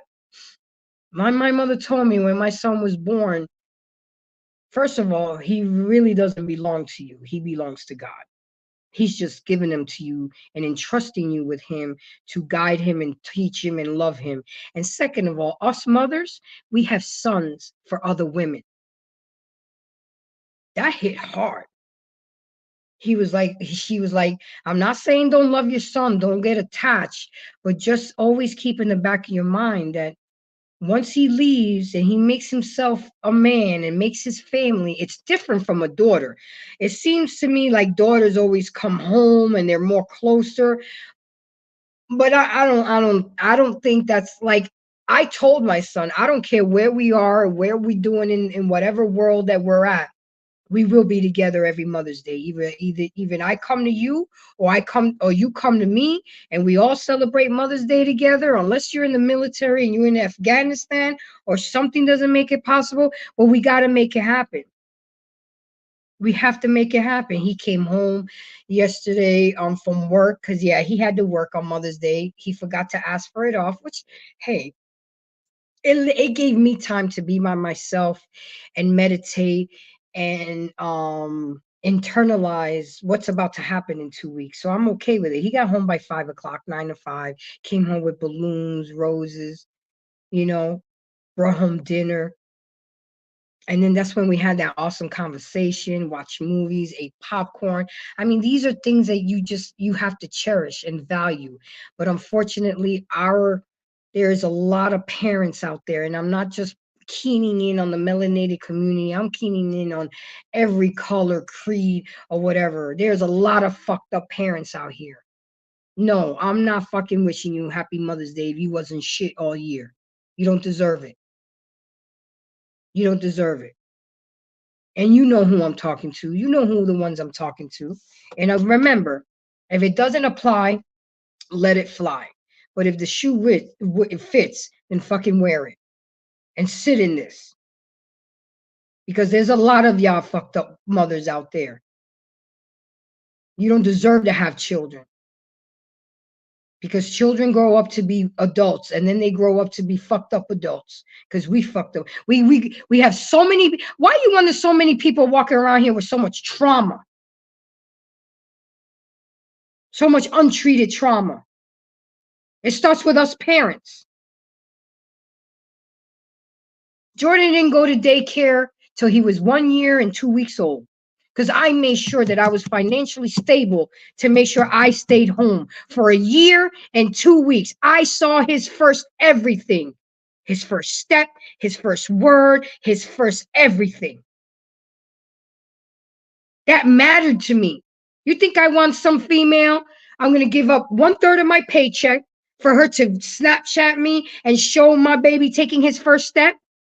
I made sure that he knew how to express himself if, God forbid, anybody ever touched him. I was mindful of these things, people. I was intentional with these things because I know what I went through. I know what I didn't want my child to go through. We are supposed to be better than our parents. And when you know better, you do better. A child is a blessing. It's not a paycheck. It's not a meal ticket. It's a blessing that God chose you to be a parent. And this is what you do with God's blessing? Really? Another thing that I used to do with my son is I would always, at the end of the day, I know I'm the adult and I'm the parent and I had the final word, but I would let him in on decisions, life altering decisions for the family, because I knew it would affect him. Perfect example. When I moved to Georgia, I moved in with family, and about 10 months later, I moved and got my own place, and now it was time to consider Jordan. And I sat him down. I said, okay, you got 2 choices. Let's talk about this. 1, you come with me and I get a 2-bedroom and we good. Or 2, you stay here. You stay here and you finish out in the high school that you're at. What we doing? He's like, well, you know what, Mom, you already yanked me out of Florida my junior year, and you know how hard that was. It took me to adjust. I don't want to transfer to another high school my senior year. I would like to stay here. And my family members welcomed that. They said he can stay here. It was time for me to leave. I was there long enough. And that was the decision. That's why you saw Jordan leaving, because he comes and sees me on Fridays, and he leaves either on Sundays or Mondays. And that was a hard decision for me. It took me 3 days, a lot of tears, and me calling my homeboys in New York because they straightened me out. They'd be like, yo, get the titty out your mouth. Let him go. So when I hear men saying and people saying that they need to be with their fathers, that's some real, he had the male influence of my niece's husband. So he was with a male influence. Me as a woman, I've done all that I can do for my son. I can teach him how to be a good man, but I can't teach him how to be a man. And a lot of y'all mothers think that you can be the mother and the father, and y'all fucking these kids' heads up. You really are. Can I add something to that? What was that? I have another video that I took of a baby mama not allowing her son to play in the game because his daddy came to watch him. You see what I'm talking? Go ahead. You doing your little research in the back. Go ahead, play it. Roll the tape, boss. Yeah. These are the videos that I took when I was coaching football. So, as you can see, ladies and gentlemen, to all my embracers and all my black men unfilterers, I don't just be coming up here and talking my shit. This is real life stuff that we talk about. Go ahead, roll the tape, boss. I love this. Here it is on this side. Punishing the babies. Yeah, don't punish the babies Don't because you're punish- mad at the baby daddy. I'm not mad at him. So what's the problem with baby daddy? I'm not mad at him. I don't have nothing. Don't talk to me. I don't talk to you. We just simple. You can't talk to your child when he come out here. You don't say shit to him. Okay. So why is you talking? But I don't have. I'm saying, but you pulling the boys off the team, that's gonna hurt the boys. Yeah, that's gonna hurt them babies. Yeah, that's gonna hurt them babies. Don't do them like that. That's gonna hurt them because that's they gonna hurt love playing football. They love playing ball. Yeah, you know what I mean. That's gonna hurt them, and they gonna be mad at you. So I need you to let them stay. All right, can you do that? Because you was hot earlier. You ain't gonna let them stay on the team. Hotter than chicken I'm grease. serious. Yeah, What? Why she you? was. I'm dead ass serious. Yeah, she was. So you gonna take him off the team because of the baby dad? Oh, just because he coaching him? Right. No, you can't take him off the team because the daddy coaching him, girl. Come on now, you got to give me a better excuse than that now. Dad, I didn't give you no excuse. I told you what it was. I don't have excuses. So hold on. So you're saying that you're not going to allow the kids to play because of their daddy coaching? No, because they did. Yeah, we was using two separate. Can you talk to her? No, I've been coach. No, for real. I've been coming here for these last few guys. I even drove down here Thursday for them to come to practice. Yeah, I saw him. Yeah. I ain't see you, but I saw him. Oh, I was there. That's crazy. That's crazy. I'm Selfishness. trying to talk her into allowing the boys to stay because the father, to spend more time with his sons, he volunteered to coach with me on the team. And when she found out that he wanted to volunteer to coach, she pulled her boys off the fucking team. See what I'm talking about? I don't just be talking out my ass. That's some real life shit. Bitter, hurt, angry, and you're going to take it out on the children. Then, but you see, he'd be damned if he don't spend enough time with the kids. He's damned if he wants to coach for the team. I mean, what is a man to do? Really? Again, sports is fellowship among parents and their children. So in order for him to get to see his boys more, he chose, hey, Take Heed, how are you, my dear? Thank you for coming. We're talking about the trifling ass parents who don't come and show up for their kids' games. And it's sad. It's sad. And we need to stop. I want to take heed the message. I want to hear your response to this video. Join Embrace for this conversation. It's really sad, and I hope I did a good enough job to my son. So when I'm going to be there. I'm probably going to coach my babies when they get old enough. You know what I'm saying? Grandma's still going. Well, I'm not going to be called grandma, y'all. I want to be called Nina, after Nina Simone. When I become a grandma, and I told him, give me 10 years. You 18 now. I'm gonna be about 50 this year. Grace gotta get her groove back. And when I turn 60, that's a perfect age. You become a father, I become Nina. And I'll embrace it. But right now, you need to stay on your purpose these next 10 years. Have your fun. Try every flavor like Baskin Robbins. Do what you gotta do, but stay focused and don't make no babies. Don't make no woman no single mother. I talked to him. I've been talking to him like this since he was 6. I talked to him. You got to talk to your kids. You cannot. I mean, you know what's funny? A lot of us parents forget that we were kids and we were trifling and we did a lot of mischievous things. These kids are to the next level with the shit that they doing.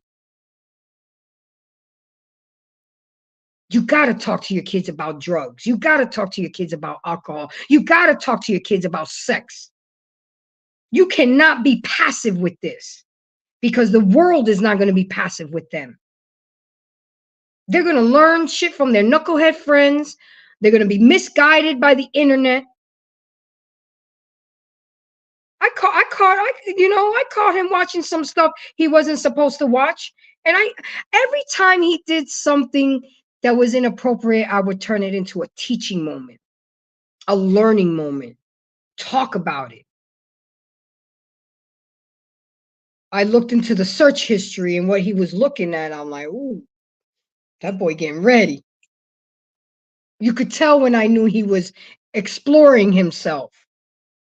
You got to pick up on these things. You got to be keen. And I get it. I know a lot of people saying, well, you had it easy. You only had one. Sometimes it's harder with one because they demand so much more of your attention. If he would have had a brother at the house, I had to come home from break to make sure that he was good. Make sure he ain't had nobody at the house. Again, I would never let him know what my schedule was or when my breaks was. I'll just show up on him.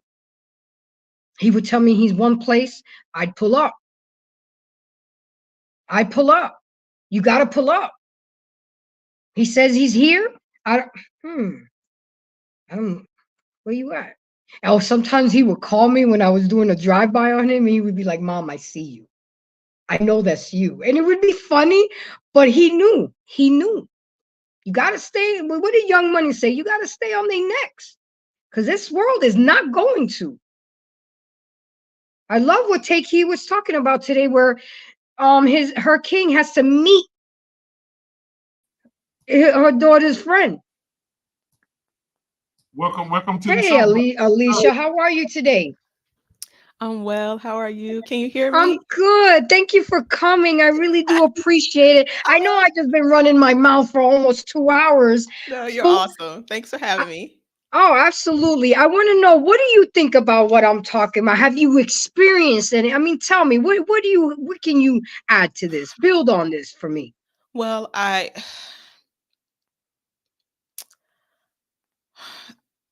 feel the energy. Yes. I was fortunate enough to have the time to self-reflect and understand the importance, the gift it is to be a parent. Before Oh, I you just gave me married goosebumps. and had my daughter. But I understand because I've had some past experiences, like we all do. I understand, not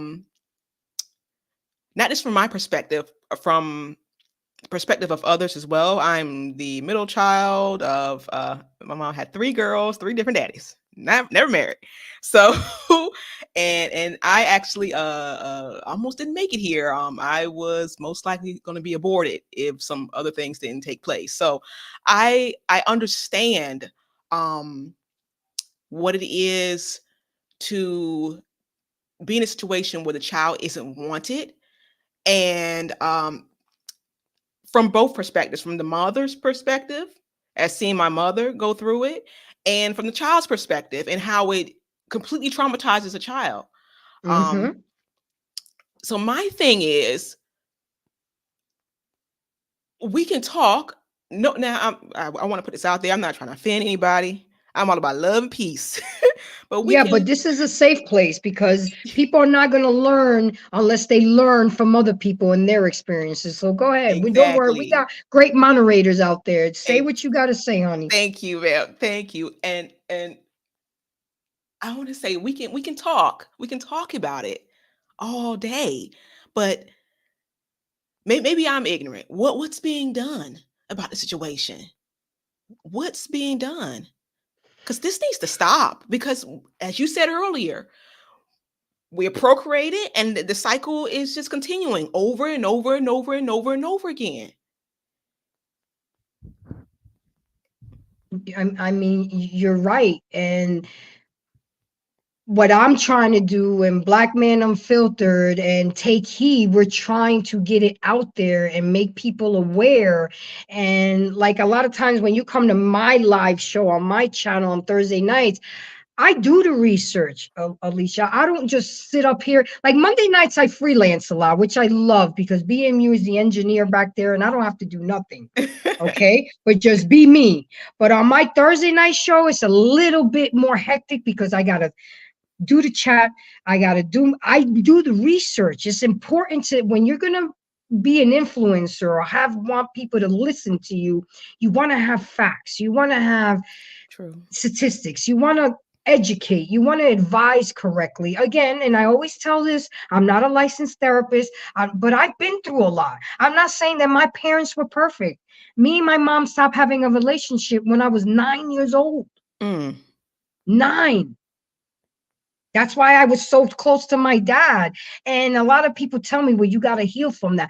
I've healed from that and I've moved on for that, but I haven't forgotten it. Exactly.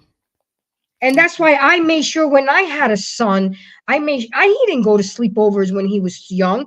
He went to sleepovers when thank God he had his forever friend, but he wouldn't just sleep over anybody's house. I would make sure that I knew the person. I didn't have strangers coming in and out of the house, sleeping at the house, people that I didn't know. We're too loose sometimes and let our children be exposed to things that they have no business exposing. I would get made fun of, Alicia, at work because I wouldn't let my Jordan go watch that movie with the clown. I said, no. Yeah. This is why things are age appropriated. Kids' imaginations can't make the difference between reality and fantasy.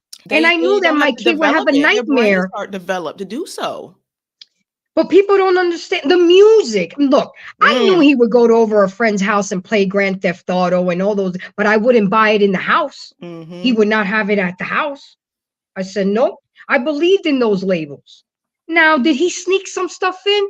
Come on, guys. Absolutely. Of course. We all have. But my child, I worked hard on trying to keep his innocence as long as I can. But once I saw that he was growing up, one day I called him from break. We laughed when I remember when I talked to him about this conversation. If I couldn't come see him on my break, I would call him, make sure he's good. And all of a sudden, out the blue, he was like, Mom, I'm ready. And I already knew what he was talking about, Alicia. My heart dropped, but I had to pretend. I said, ready for what, Jordan? He's like, Mom, I'm ready to have sex. I'm like, oh, but I'm not ready. That shows you right there the type of person and parent you are, that he had no issues coming to you about that. And that matters, parents. I'm proud of that. It is crucial.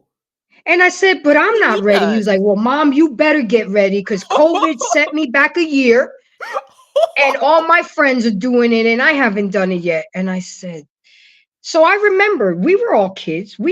So instead of me tripping and, you can't do this, you can't do that, I called one of my homeboys who's of the rainbow community. And I knew that he would go to the clinic every 2 weeks. Condoms are free there. I said, I need you to go get me a bag of condoms.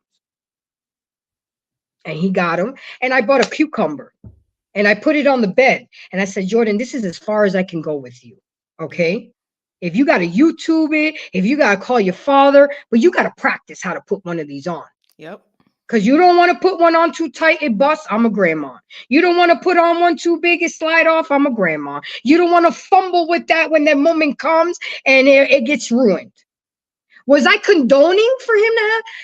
You and I both know we weren't going to be able to stop it. It was going to happen regardless. It's the most natural thing there is. Inevitable.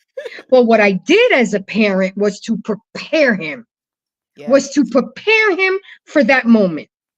So when that moment came, which by the way happened a whole year later, okay? Because I told him, when you do it for the first time, baby, try to make it with somebody that you value because you'll never forget your first time. That girl made him wait a whole year. Go ahead, sister. A whole year.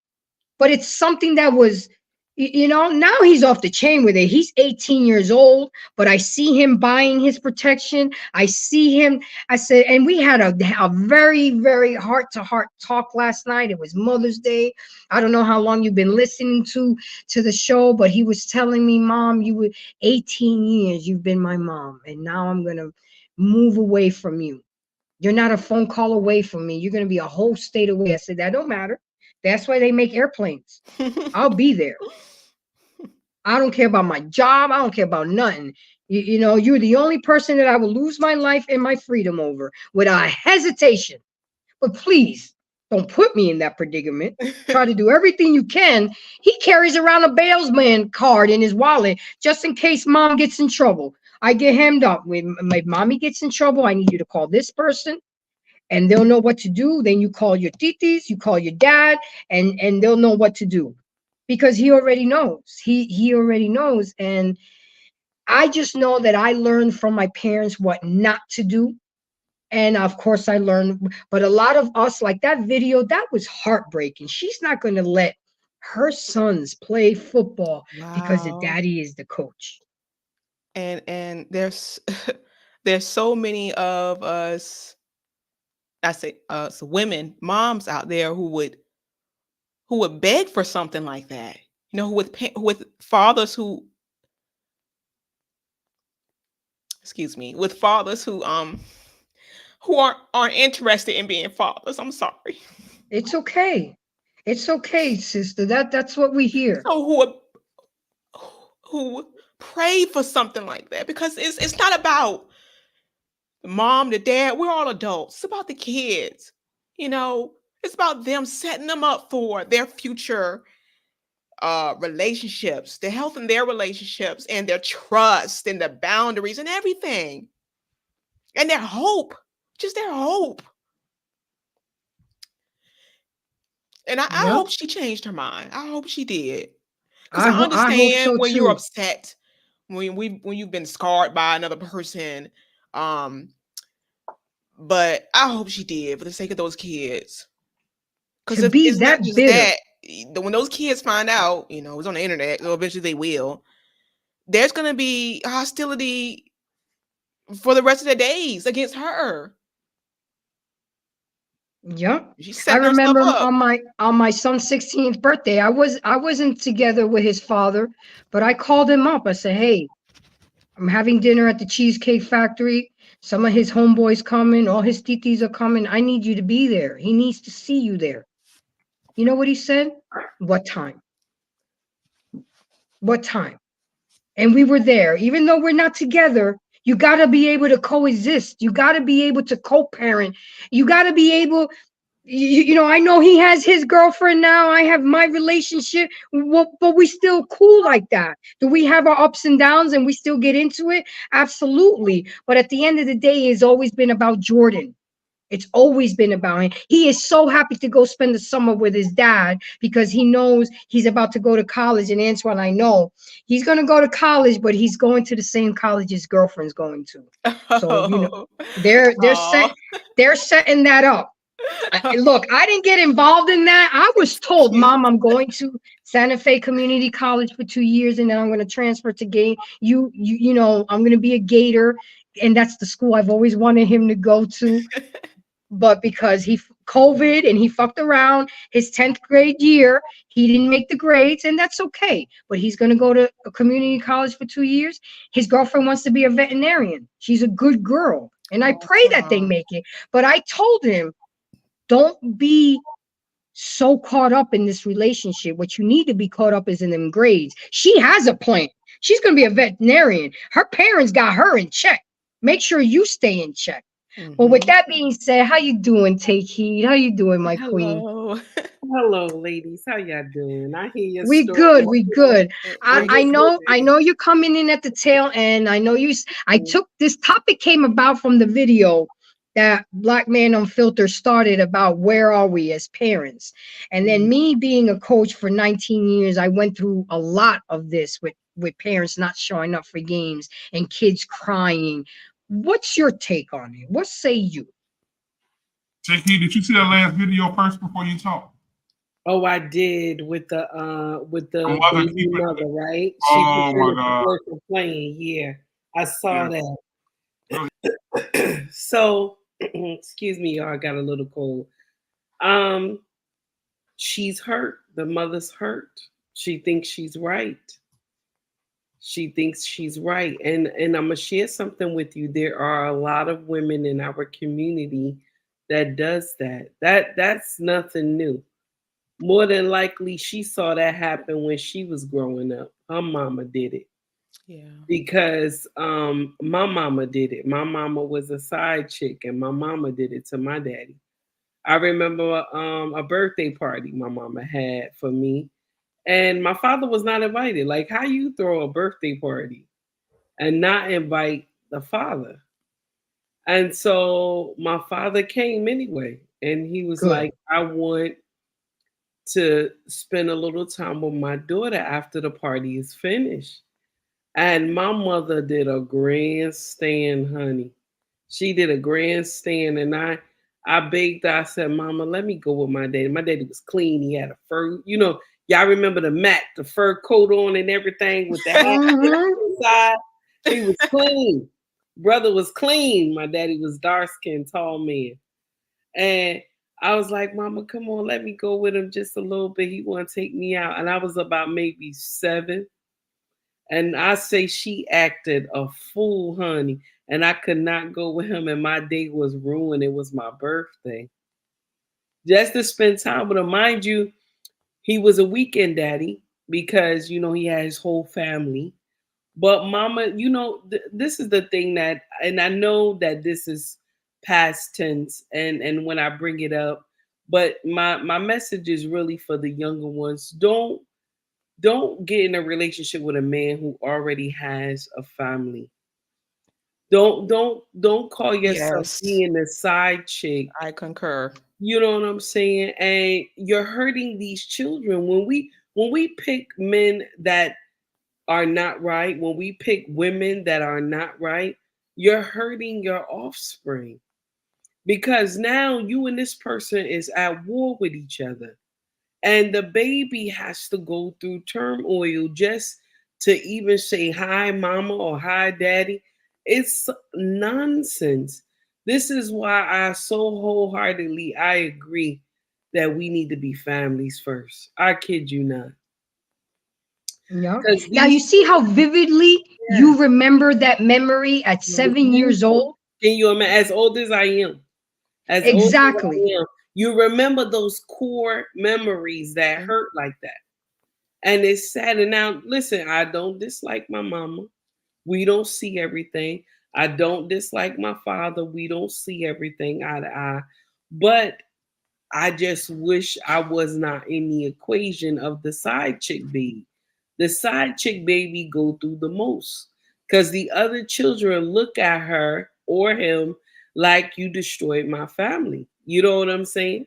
And it wasn't even the child; it was the adults in the equation that did the nonsense. And so the child gets hand down like the child ain't shit. I remember my brother telling me when I was younger, like, you messed up our family.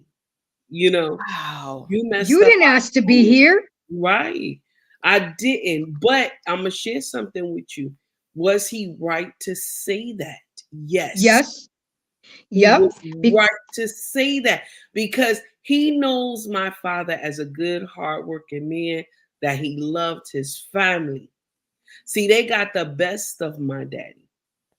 And I got the worst of him because my mama was quick to say, that black motherfucker, you look just like that black motherfucker. Mm. Anytime she got mad. So when our mothers are hurting, they will they will treat the children like shit. Look what she did. She don't want this boy to play on the team because the daddy is coaching on the team. How dumb is that? How dumb is that? Where Selfish. yeah, the Selfish. child It's, it's needs. twin. It's twin boys. Take heed. There's 2 of them. It's twins. Oh, that's terrible. And you see the child needs that. Needs to Mm-hmm. be with the daddy. But when our mamas are hurting, okay, When our mamas are hurting, they're liable to do anything. I have watched my mama decimate this man in my face. And I know these children have saw it too. When the mama can't stand, I'm gonna share something with you. This is a little painful. If the mama can't stand the man, right? And she has not separated the man from that child, she gonna hurt that child. She gonna hurt that child. If she put in her mind that this baby is mine regardless, the baby gonna win. The baby gonna win, but it's gonna suffer a little bit because it's not gonna have that daddy. But if she put in her mind that this is a team effort, that she need him and he need her, they a team together, the baby will grow. The baby will grow. Even if they don't like each other, the baby will grow because they know the baby comes first, right? Yeah. But if they ain't got no understanding, the baby gonna have some problems. And now you have another bitter woman who's gonna. Oh no! Now you're gonna have two bitter sons, two boys that are gonna grow up to be men, to be lack emotional intelligence, are gonna walk around hurting other women because they're gonna remember what their mama did to them and not trust women. Because if their own mama can do that, why wouldn't a girlfriend do that? And that's where it creates what Alicia was talking about, the vicious cycle. Yeah. When are we gonna? I have two half sisters from my dad's first marriage, and they tried to call my mama a homewrecker. And then I was investigating it, so I asked my dad, "Dad, were you still married when you got with mom?" And he was like, "No." Who told you that? And I said, "Well, because my sister, she resented me a lot. She resented me and my brother because they grew up while my dad was making the money. Me and my brother grew up while we were living off of the money. So there was a lot of resentment there. Oh, that's There was dangerous. a lot of resentment That there is because I dangerous. remember one day my dad came home with 3 cars with bows on it, red, white, and blue. One for me, my brother, and my mom. And my sister was just pissed off, you know? Yeah. But that had nothing to do with me. So I sat my dad down. We had the kind of relationship where he allowed me to talk to him. I said, "Dad, I need you to be honest with me because I love my sisters. My sister did more for me than my own mom. She would go to my teacher conference. She sat in line. Remember when Cabbage Patch Kids dolls were out? Yeah. She stood in line for 4 hours to get a doll for me. Awesome. Oh, that's sweet. Okay. She God bless her soul. She was my son's godmother, you know, for my son. But I asked Dad, I said, "Dad, were you?" He was like, "No, we were already divorced. I was living on 45th Street. I had one woman going up the elevator and one going down. You know, he was going through his whole phase and said, but then when I met your mama and she cooked me them pork chops and rice and beans, I was stuck like Chuck." Oh my I said, "Are you sure?" Because Marianne around here talking about that, you know, mama's a home. He was like, Grace, you just have to understand they didn't like the fact that me and their mother broke up. She's always going to be bitter and just, you know, I'll talk to her to stop saying things to you, but she's just going to have to get over it. I mean, my dad's own family stopped talking to him for 5 years for dealing with my mother. Why? Because it was out of the culture. My mother was melanated. He wasn't supposed to. He was supposed to stay within the Italian. So you see, it's crazy, but I had to get to the bottom of it because I didn't want to be known. I didn't want my mom to be known as a homewrecker. No, she worked at his factory. She made it a point not to marry, not to be. She said, "I'm not coming to this country to be with no broke man. I could have just stayed in my country and lived like a queen." My mom is Dominican, but my dad was single, readily available. He was one of the owners of the factory. All she had to do was bring him that paper plate with the tin foil. Got him. 37 years. Wow. But I learned. My mom wasn't the perfect mother because she was a selfish one. It was all about. My dad had a trophy wife. She was a trophy wife. She was young and beautiful. I mean, he dripped her. But there was a lot of things, you know. I used to call her Mommy Dearest. I know y'all seen that movie, Mommy Dearest. Boy. Yes. Yeah. So, but at the end of the day, I learned from that. I made mental notes when I was a kid. I'm not going to do this to him, to my child. I'm not going to do that. I went and got help. I went and got therapy. I did the healing. I did the research. We have, Alicia, how do we stop it? We take it upon ourselves to decide, look, we're going to stop doing this. We're going to get the help that we need. We're going to stop picking people that poor father, he would have been called a deadbeat dad if he wouldn't have come to the games. Oh, And yeah. now he wants to coach, and now you still don't want to let him see it. Wow. I mean, which one is it, ladies? What we doing right now? But the thing is that the boys will grow up. Of course, I love what Aunt said. Right now, the boys will grow up, and they gonna have some problems with her. And this is the truth. Because I'll share with you this, and I shared on my show as well. My eldest son, who is 30, I did the same nonsense. Me and the daddy couldn't stand each other. Okay, we couldn't stand each other. I was a teen mother, and I'm gonna share something with you. Even though I was a teen mother, that shit don't make it right. That shit don't make it right.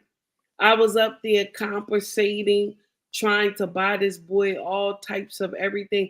This boy had so many things in his room. His friends used to be like, your mama always got something for you. He was like, because I'm her only kid. That's why. He said, but what I really want, I heard him say to his friends, what I really want, I want to be with my daddy. You buying me all this stuff. I just want to be with my daddy. That's, I'm compensating him because the daddy is not there. And I remember his father had bought him an old pair, not an old pair, but it was new at the time, some boots from Marshall's back in the day. Or was it Burlington? I'm not sure. And these boots, the heel started coming off of them. This boy, out. I'm telling you, and you know what he did? He used some tape and wrapped it. Oh, Mind you, I have always put him in Tim's or either Jordans. Okay, that was his two signature pair of shoes. I've never let him wear name brand stuff. Never. That's my first and only child before I got married. I've never ever. Okay, always dripped this boy. This boy had so much clothes, shoes that his friend who didn't have a lot, he would give his clothes to his friend and his shoes to his friend. And his friend used to tell him, you got a good mama. And he told him one day, he said, I just want to be with my daddy. I just want to be with my daddy. And all that stuff, I remember he wouldn't take them shoes off. The principal called me about them shoes, asked me, was we in financial hardship? Oh, boy. And I told her, I said, no, we not. I said, he got about 10 pair of Timbs in the closet. His father bought him them shoes. I said, please just allow him to wear them until he decide he won't wear them no more. And she said, oh my goodness. I said, yes. First pair of boots he got from his daddy. And so he excited. He do not want to take those shoes off. So this is why I push that let the daddy in. No matter what the daddy do, let him in. Because let me share something with you. You up here judging the daddy. You talking about he in the street, he doing this, but you still fucked him. That's the problem. You still slept with him. He was doing all this before, but you still slept with him and you got pregnant. Let him know his father. And I'm going to share something with you. My boy is 30 now. He don't say she to me because it's painful. He wanted to know his father. He wanted to have a relationship with his father. And it was other stuff that got into play into it too. But I was in the wrong. As a mother, you got to come to that conclusion. You were in the wrong. And I knew that I had raised him wrongly because all I did was throw money at him. And you were feeling guilty. Yes. That comes from feeling guilty. And like you say, you were overcompensating your guilt by showering him with materialistic things. And it don't work. It don't work because when they get Never older, does. they remember all that foolery. And then when I got married and had children, with my husband, I learned that shit don't make no sense. Because what they needed, and even what hurt my son the most, is that he said, Mama, look at the rest of them. They growing, they gonna grow up with their father. Look at them. And I told him, baby, I'm sorry. And he was a teenager when he saw the other ones growing up. And he said to me, Mama, you failed me. That's why I always put, if y'all ever hear my show, I always say, you failed them. You failed them because it makes me remember. And he said, Mama, you robbed me. That's why I call women who do that to their children, I call them robbers. You a robber and a thief. Because when we don't choose the right men to give that JJ to, because remember, you're not going in thinking you're going to get pregnant. But you got to put in your mind, if you're not protecting yourself, this man can get you pregnant. You got to start thinking like with some common sense. Is this the man you really want to have a baby by, or he just look good for right now? You know what I'm saying? Because now you let him shoot up the club and a baby come, and this man is not. That's why I always say all of our brothers are not meant to have children. All of our sisters are not meant to have children. You understand? True. Here we go. And we just repeat the cycle. And my son said to me, Mama, you robbed me, because look at my siblings. They with their daddy. Their daddy is here.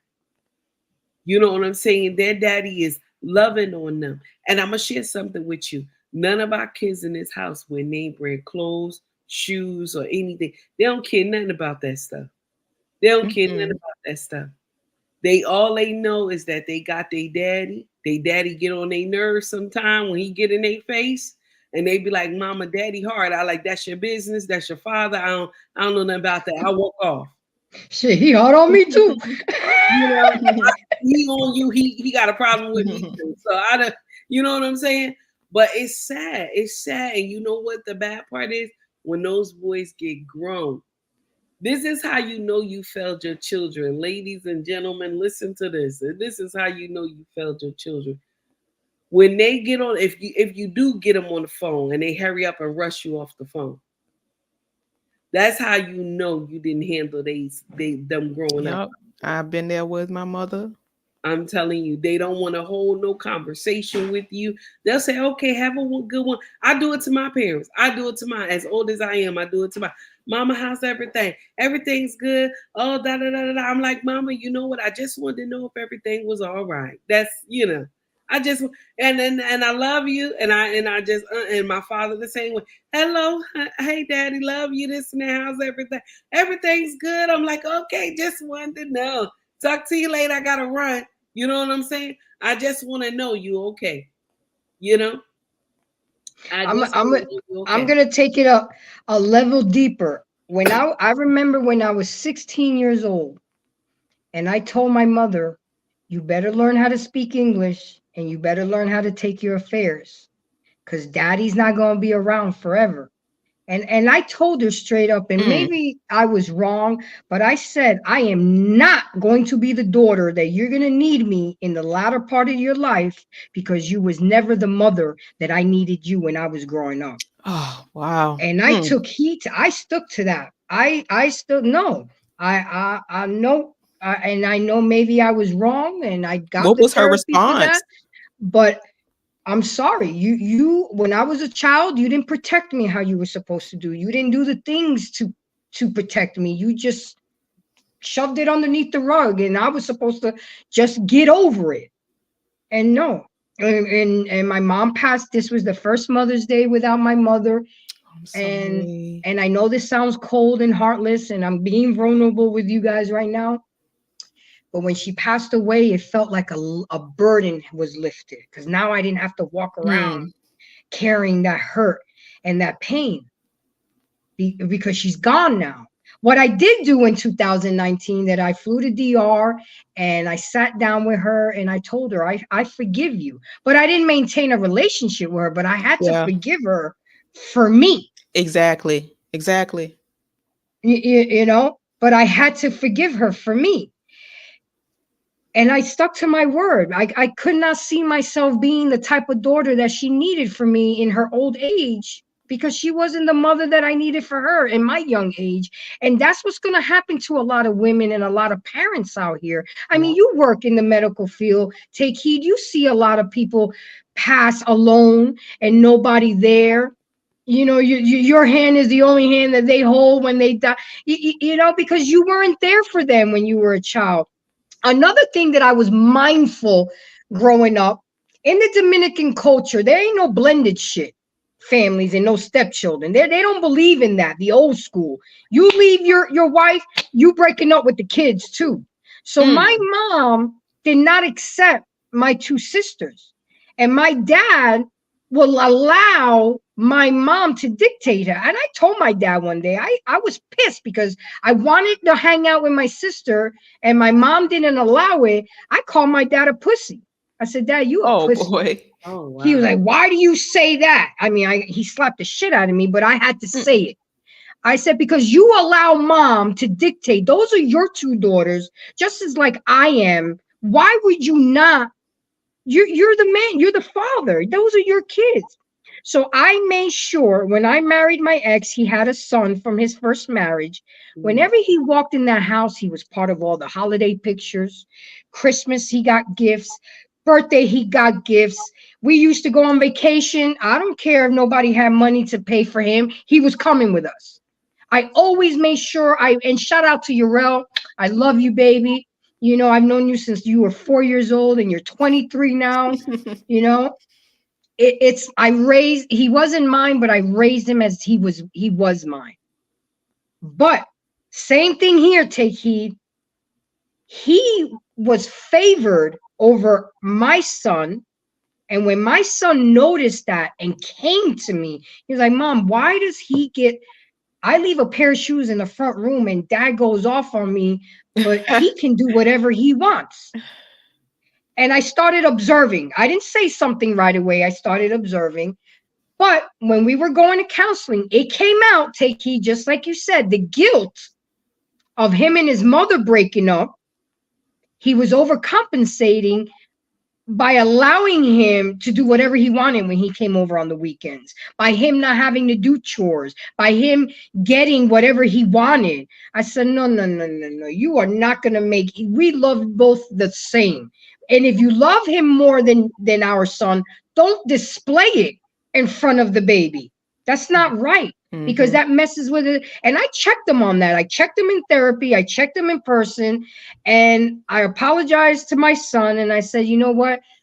Dad has gone through a lot with his ex-wife. And he's just trying to show him a little bit extra love right now.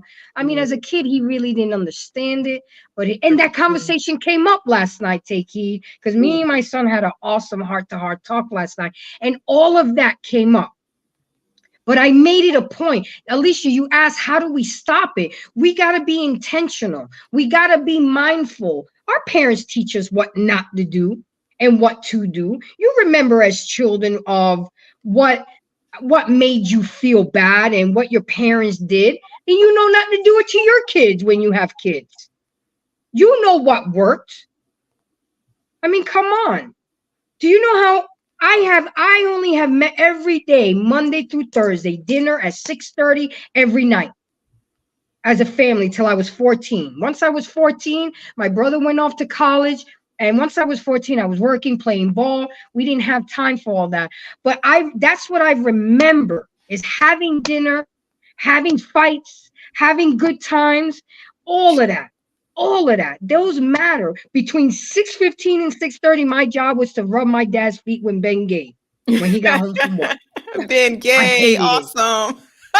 I hated that smell of Ben Gay. But that was my job. And that's why I give great foot massages now, because you know what I'm saying? That was my job. I'm still doing the Ben Gay duty, so I understand. Exactly. I'm still doing mine. Oh gosh. But at the end of the day, we as adults got to stop using these excuses. Ain't nobody got time for that shit. Y'all know what didn't feel good as a child. Y'all know what your parents did wrong. And then you're going to turn around and do the same shit to your kids and then wonder why they heathens or they are hyenas. My mama didn't even teach me how to cook. It was my dad because we weren't allowed in the kitchen. You know, that kitchen light go on from the oven, from the stove. The kitchen is closed. You are not allowed in that kitchen. But I mean, I know everybody can't be like me. Everybody can't be like Take Heed. Everybody can't be like Alicia.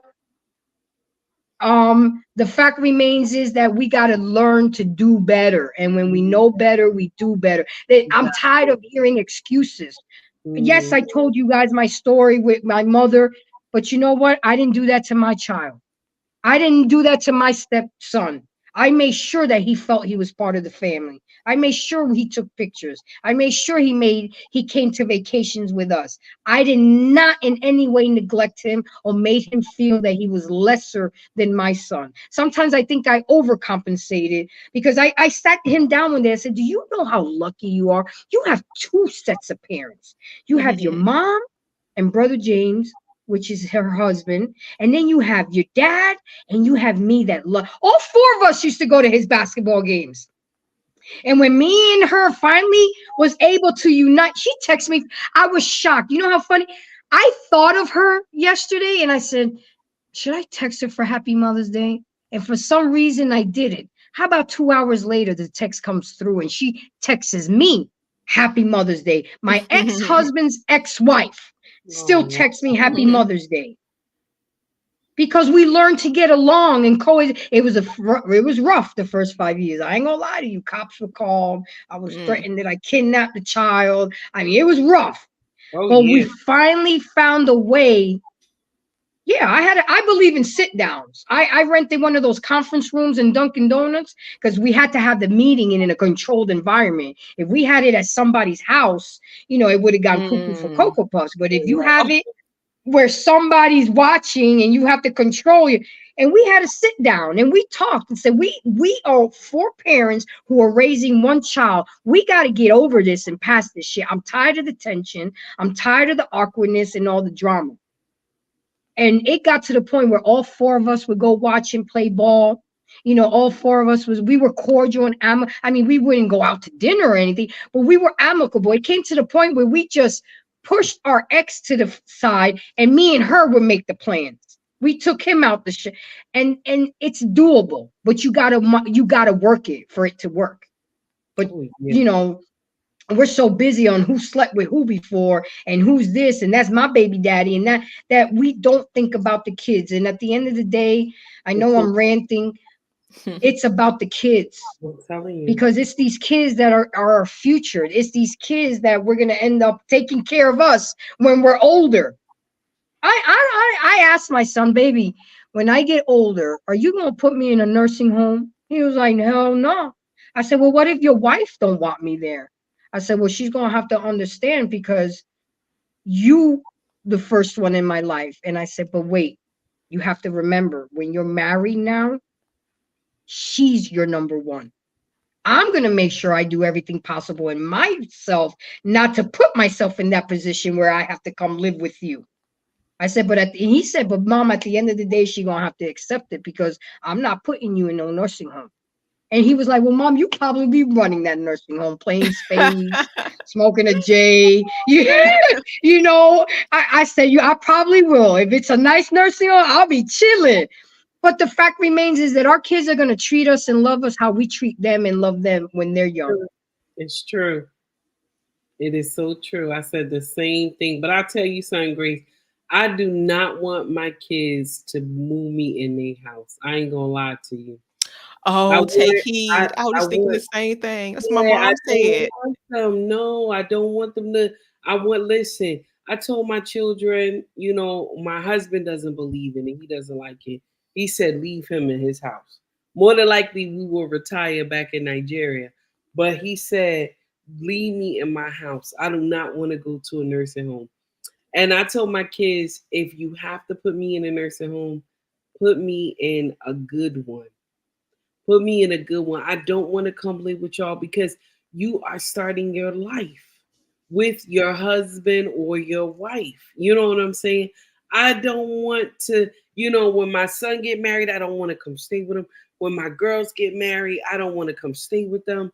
I don't want to be that burden. I'm not saying that I'm going to be some type of hellraiser, but I want them to do their own thing, and I go ahead and just continue on mine. Because, God gonna call me to glory. So I don't want to be like always in their face and stuff like that. And it's not me trying to make anybody feel bad, my kids feel bad, but that's how I feel. Because I want them to be able to live their life. I have lived mine. Exactly. My mom said the that's how I same feel. thing, and I thought it was so strange. I said, Mhm. "Who says that?" You are the second person I've ever Yes. heard say put me in a But you nursing know how home. many mothers put burdens on their children? You have to take care of Okay, me. well, I I birthed care. you. What I is told wrong my with kids to put me in a wheelchair and roll me off the mountain. this? You do Man, it. they're not gonna be able to collect the insurance money. I So want much. my child to want to take care of me.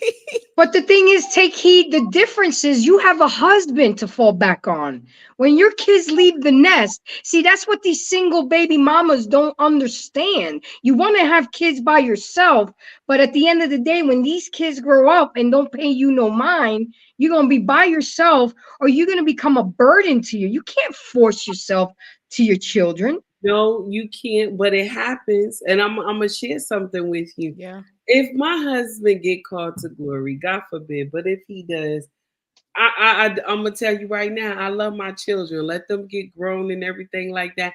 But in our old age, and my husband get called to glory, I want to go like right after him. Like I don't want to have to be here without him because this is my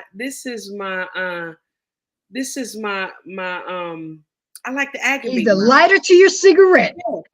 I like to aggravate him. You cannot just pass away to glory and leave me here. You know what I'm saying? You will not have peace in the afterlife. I always tell my husband, he's like, why are you like this? I'm like, yes, you can't have peace in the afterlife. I have to come too. He always laughs. He's like, girl, you crazy. But it's just, that's how I feel. I don't want to be on my kids. I want them to be able to do their thing. I don't want them to have to take care of me. I want to be able to take care of myself. I pray until God call me home. But it's true. It's He's talking about you're gonna get that man in the casket, take heed. You're gonna get in there with him. Take heed. There is such a thing of people have died of a broken heart. Oh no, Where I saw it happen with my auntie when my uncle passed away. This is my favorite uncle. He passed away, and she looked at him. He was laying in the casket. She kissed him on his forehead, and she told him, "Baby, I'll see you soon." And 3 months later, she was gone. Can you imagine? how long were they married for? Oh, a long time, probably over 30 something. That's a real thing. That's a long That's time. a real thing right That's there. a long time. I looked, I said, wow. And she was ready. She was ready to go. She told the family, get ready. She was ready to go. She just loved this man so much. She was like, I'm ready. But some Damn. people don't get, God don't call you like that. No matter how much you ready, God don't call you like that. But it was her time. It was her time. BMU, do you have any other videos to show? Are we good? Oh no, we don't have any more videos. So we do have a video of Black David stripping for the bar mitzvah, but I don't know if y'all want to watch that. Oh, no thanks. Let's go ahead. Let's go ahead and finish out on a good note. No, but let's play. Let's play the one video, your video, so everybody can see where this whole topic came from, and then we'll do our final thoughts and we'll wrap up because I know my queen has to go attend to her king. Alicia, I just want to say thank you for coming up here. Thank you for being vulnerable. Thank y'all for having It me. takes courage. I mean, I don't force people to come on camera. Just the fact that you came up here is an honor. I'll be on camera next time. I'm in my I appreciate you. right Make now. sure you go to my channel, subscribe, like, and share. Make sure you on the network as well, and support all the content creators on this network. But BMU, let's show that one video to remind people the point of this show. Oh, look who shows up. You always like to come in the tail end, my light-skinned brother from another mother. How you doing? I'm well. I just want to let you know I enjoyed the show. You know what I'm saying? I want you to let you know. Oh, you been here? I thought you were doing something with Humble Dad. I did. I finished up, and we went a little over, but you know how that go. I had to come over here and support my sisters. Well, okay. So cool. We're gonna show the video, and then Lost, I want you to tell me what you think about I mean, I know you've seen it, but I actually I just finished a whole show about it. BMU, run the tape.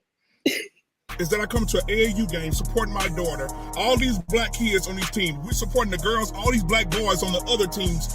All of them here. There's no black representation. Ain't no parents here, no grandparents here, no uncles or uncles, no aunties, no nothing. It's 5 or 6 black people spread out. But I look across and I see all these white people, 170 of them, with matching t-shirts, aunts, uncles, married couples, grandpa, granddaddy, cheering for these babies. Black people, when are we going to start being here for our babies and representing our babies? When are we going to show up for our babies?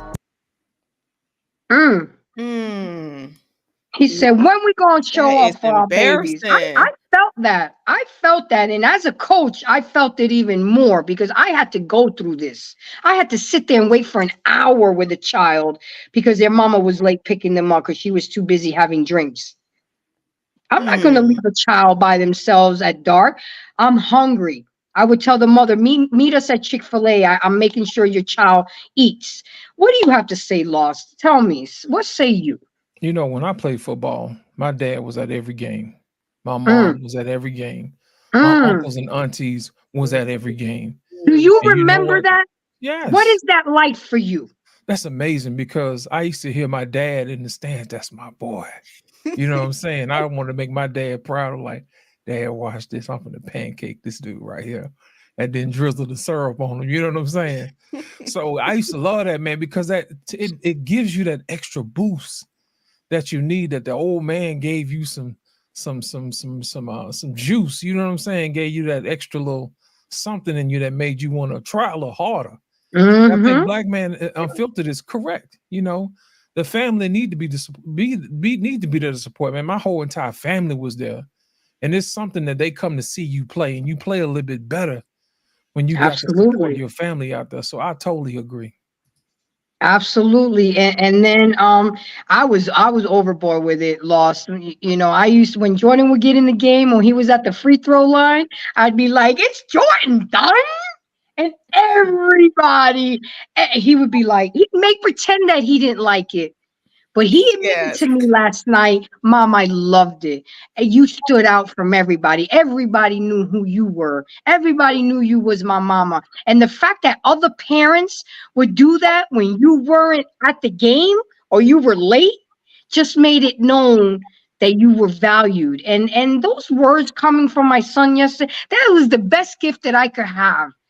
Because we kind of had an emotional moment last night. We went through memory lane. We talked about the punishments, the cleaning duties I used to have him. And he just like, Mom, you was a great mom, because he's graduating in 2 weeks and he's moving to Florida all in one in a matter of a weekend. I'm losing him in a matter. I don't even have time to breathe, enjoy him. And then he goes to college in August. So it's like, hey, I did my job. It's time, it's time for you to fly off the nest. But I'm only a phone call away. So this meant a lot. Last few drops while you got it. You know what I'm saying? Because them years fly by. Next thing you know, he's finished with college and he's on to work, and then he started his own family again. And he'll see you on Mother's Day and Christmas and Easter and Thanksgiving, hopefully. But that's about it. So you enjoy while you can. And that's why it goes. And that's why it's so important. Like, when Take Heed's children leave the nest, at least she has her husband there with her. You know what I'm saying? But a lot of these women want to be baby mamas and think it's cute. But it ain't going to be so cute when they left behind and their kids living there. Why you ain't call your mama? I need a grandbaby. I need you to cut the lawn for me. And they're going to freeze the screen. I know y'all haven't seen them clips. Yes. Oh, yeah. You know, and you can't call Anissa to come cut the grass because she already said she ain't doing that shit. So, but Alicia, I want you to go ahead and give me your final thoughts again. I want to thank you from the bottom of my heart for embracing me and showing your vulnerability. I know it's not easy, but it's necessary so people can learn from us. What are your final thoughts? Well, first, thank you, and I appreciate you all having this platform for us who are ready and willing to self-reflect and improve, um, and just to I'm constantly asking myself what we can do for those who are on that journey, what we can do for those who are a little behind us to help them out, help them along. Um, I think the best, I don't want to use the word advice, but I'm going to use it. I guess the best advice would be to try to separate emotion from reality. Look at the future. Look in the future. I love a quote I heard from somewhere. And in that moment when you're doing whatever you're doing, either whether it's yelling at your kid or yelling at the father or whatever the case may be, picture yourself, you're 20 years old to come back in time in that moment and judge yourself and react based on that. I don't know if that made any sense. I got a lot No, going it on. did. It did. Well, thank you all. I appreciate you all for having me, and I would love to attend again. Absolutely. And make sure you go to my channel and subscribe to everybody's channel here because we do some great work over here. We grinding 7 days a week. 7 days a week, we grinding. And take heed. Go ahead and give me your final thoughts and thank you for everything that you do and all of you. I'm learning from you. Okay, that's why I tune in on your. I'd be mad that I gotta be at work at 10 in the morning, but I'm off every Thursday now, so I'm definitely gonna catch you on Thursdays. You did a show on Saturday. Do you do shows on weekends now? I try to do 7 days a week, but sometimes it's hard I and know. things to do and I can't, or I want to spend time with my husband. But I I do. know that's right. Yeah. But I just want you to know that I learn from you. I laugh from you. I cry from you. I be in my feelings when you be talking your shit. You're good for the community. You're doing the work. That's why I got territorial with that comment. I know you told me to calm down, but nah, you're not gonna come at the queen like that. I went off. You ain't got nothing nice to say. No, Don't say nothing at all. Don't come for no, her. it's okay. I got trolls. It's okay, baby. But I'm gonna share something with you. Thank you, Grace, for saying that. But I'm gonna share something with you. I'm just talking shit, Grace. I'm just talking shit. I'm not. I don't have stats and charts and all that. I don't go and do my research. I'm just talking from experience, baby. That's all. But I'm gonna share something with you. I remember our daughter, she's a theater major, right? And she goes to an academy over here. And our other daughter, she goes to the same academy too, but she's going to school for law. So they had a show over here at one of the high schools. And when I say melanated effect was in the house, it was crazy. The parking lot was filled. And mind you, we had to pay to get into the show. The parking lot was filled with all colors and sizes going to the school. You hear me? Parents was off the wall trying to get in that bad boy. It wasn't enough room. People were standing up because they wanted to come and support their children. Shout out to Willenboro because they love to support their kids. You even have when they play in the football games and stuff, it's lined up of parents. So it's not all of us that do this foolery, but we still have to say we got to get our shit together. Just like when I get on my sisters, it's not all of us that's doing the foolery, but we still got to say, get your shit together. And the thing is that the children need help. So what that is, what I'm trying to say, and what Grace is trying to say, and what Black Man Unfiltered is trying to say, and what Lost in Translation is trying to say, is that a mindset change needs to be done. You want to be in your feelings because you mad with this man. That's not the baby business. The baby just happy that somebody came to see him, that somebody wants to be involved with him. If the daddy wants to be there, allow him, because you're not doing nothing but hurting yourself in the long run when this child become a teenager and you can't control this baby. Because when they become a teenager and they tower over you, ain't nothing you could do. Ain't nothing you could do, because they always want to take a shot at the title. Ain't nothing you could do. You're holding this man, you holding these children away from their father, and you will regret it in the long run, mama. And my advice to people who want change, and you don't want this to happen to your own family, do everything opposite of what your mama did. Do everything opposite of what your mama did.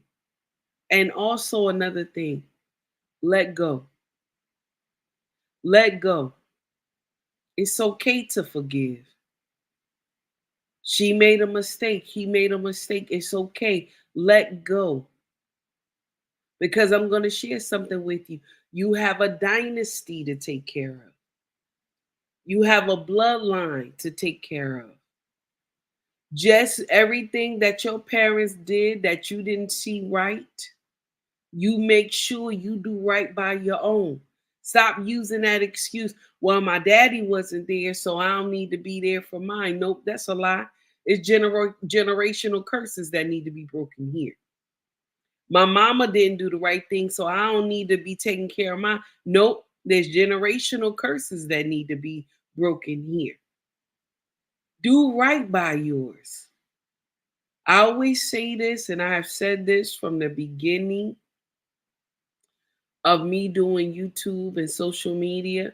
I had said, you're going to need somebody to bring you a drink of water one day. You got to be mindful how you treat these children. That's the thing. You got to be mindful. And until we learn that, we ain't going to get it. These children need both of us. I'm just saying, take heed to the message. Awesome, awesome. You think you may be talking your shit, but you talking your wisdom. That's what you talking, take heed.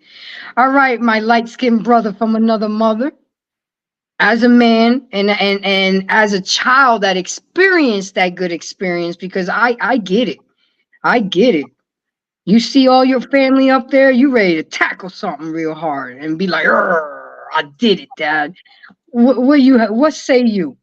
You know what? It was a wonderful thing watching my family come out to support me and my brother when we played football. But you know what was even more important was that my dad was there and my mom was there to help me with homework, and also signing me up for piano lessons and concert band and stuff like that, and science courses. I mean, it was one thing for dad to show up for the football game, but when he shows up for concert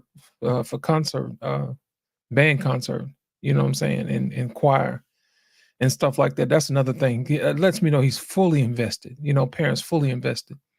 I remember one time I was working on a science project for school, and you know, my dad was amazed at, you know, the stuff that I did, and he was proud. I made a hydroelectric dam from scratch. He was like, "Boy, how did you do that?" I was like, "You know, just doing my thing, you know, a little research or whatever." You know, and he was proud that, you know, I did something that that allowed me to be proud, that allowed him to be proud of me. You know what I mean? Outside of football, because everybody played football, but it's the other stuff that really makes him proud, especially the music portion. You know, my dad was a radio announcer, and you know, music was a big thing in our house, and he liked the fact that I gravitated to that and was good at it, and he fostered that. And I think one thing that we need to remember with our children is to make sure that we take an interest in things that they're interested in. You know, you never know what your child is good at until you expose it to them. You know what I mean? And that allows them to go out into the world and be of use to other people. And what happens is that allows that child to grow their network and to grow their net worth.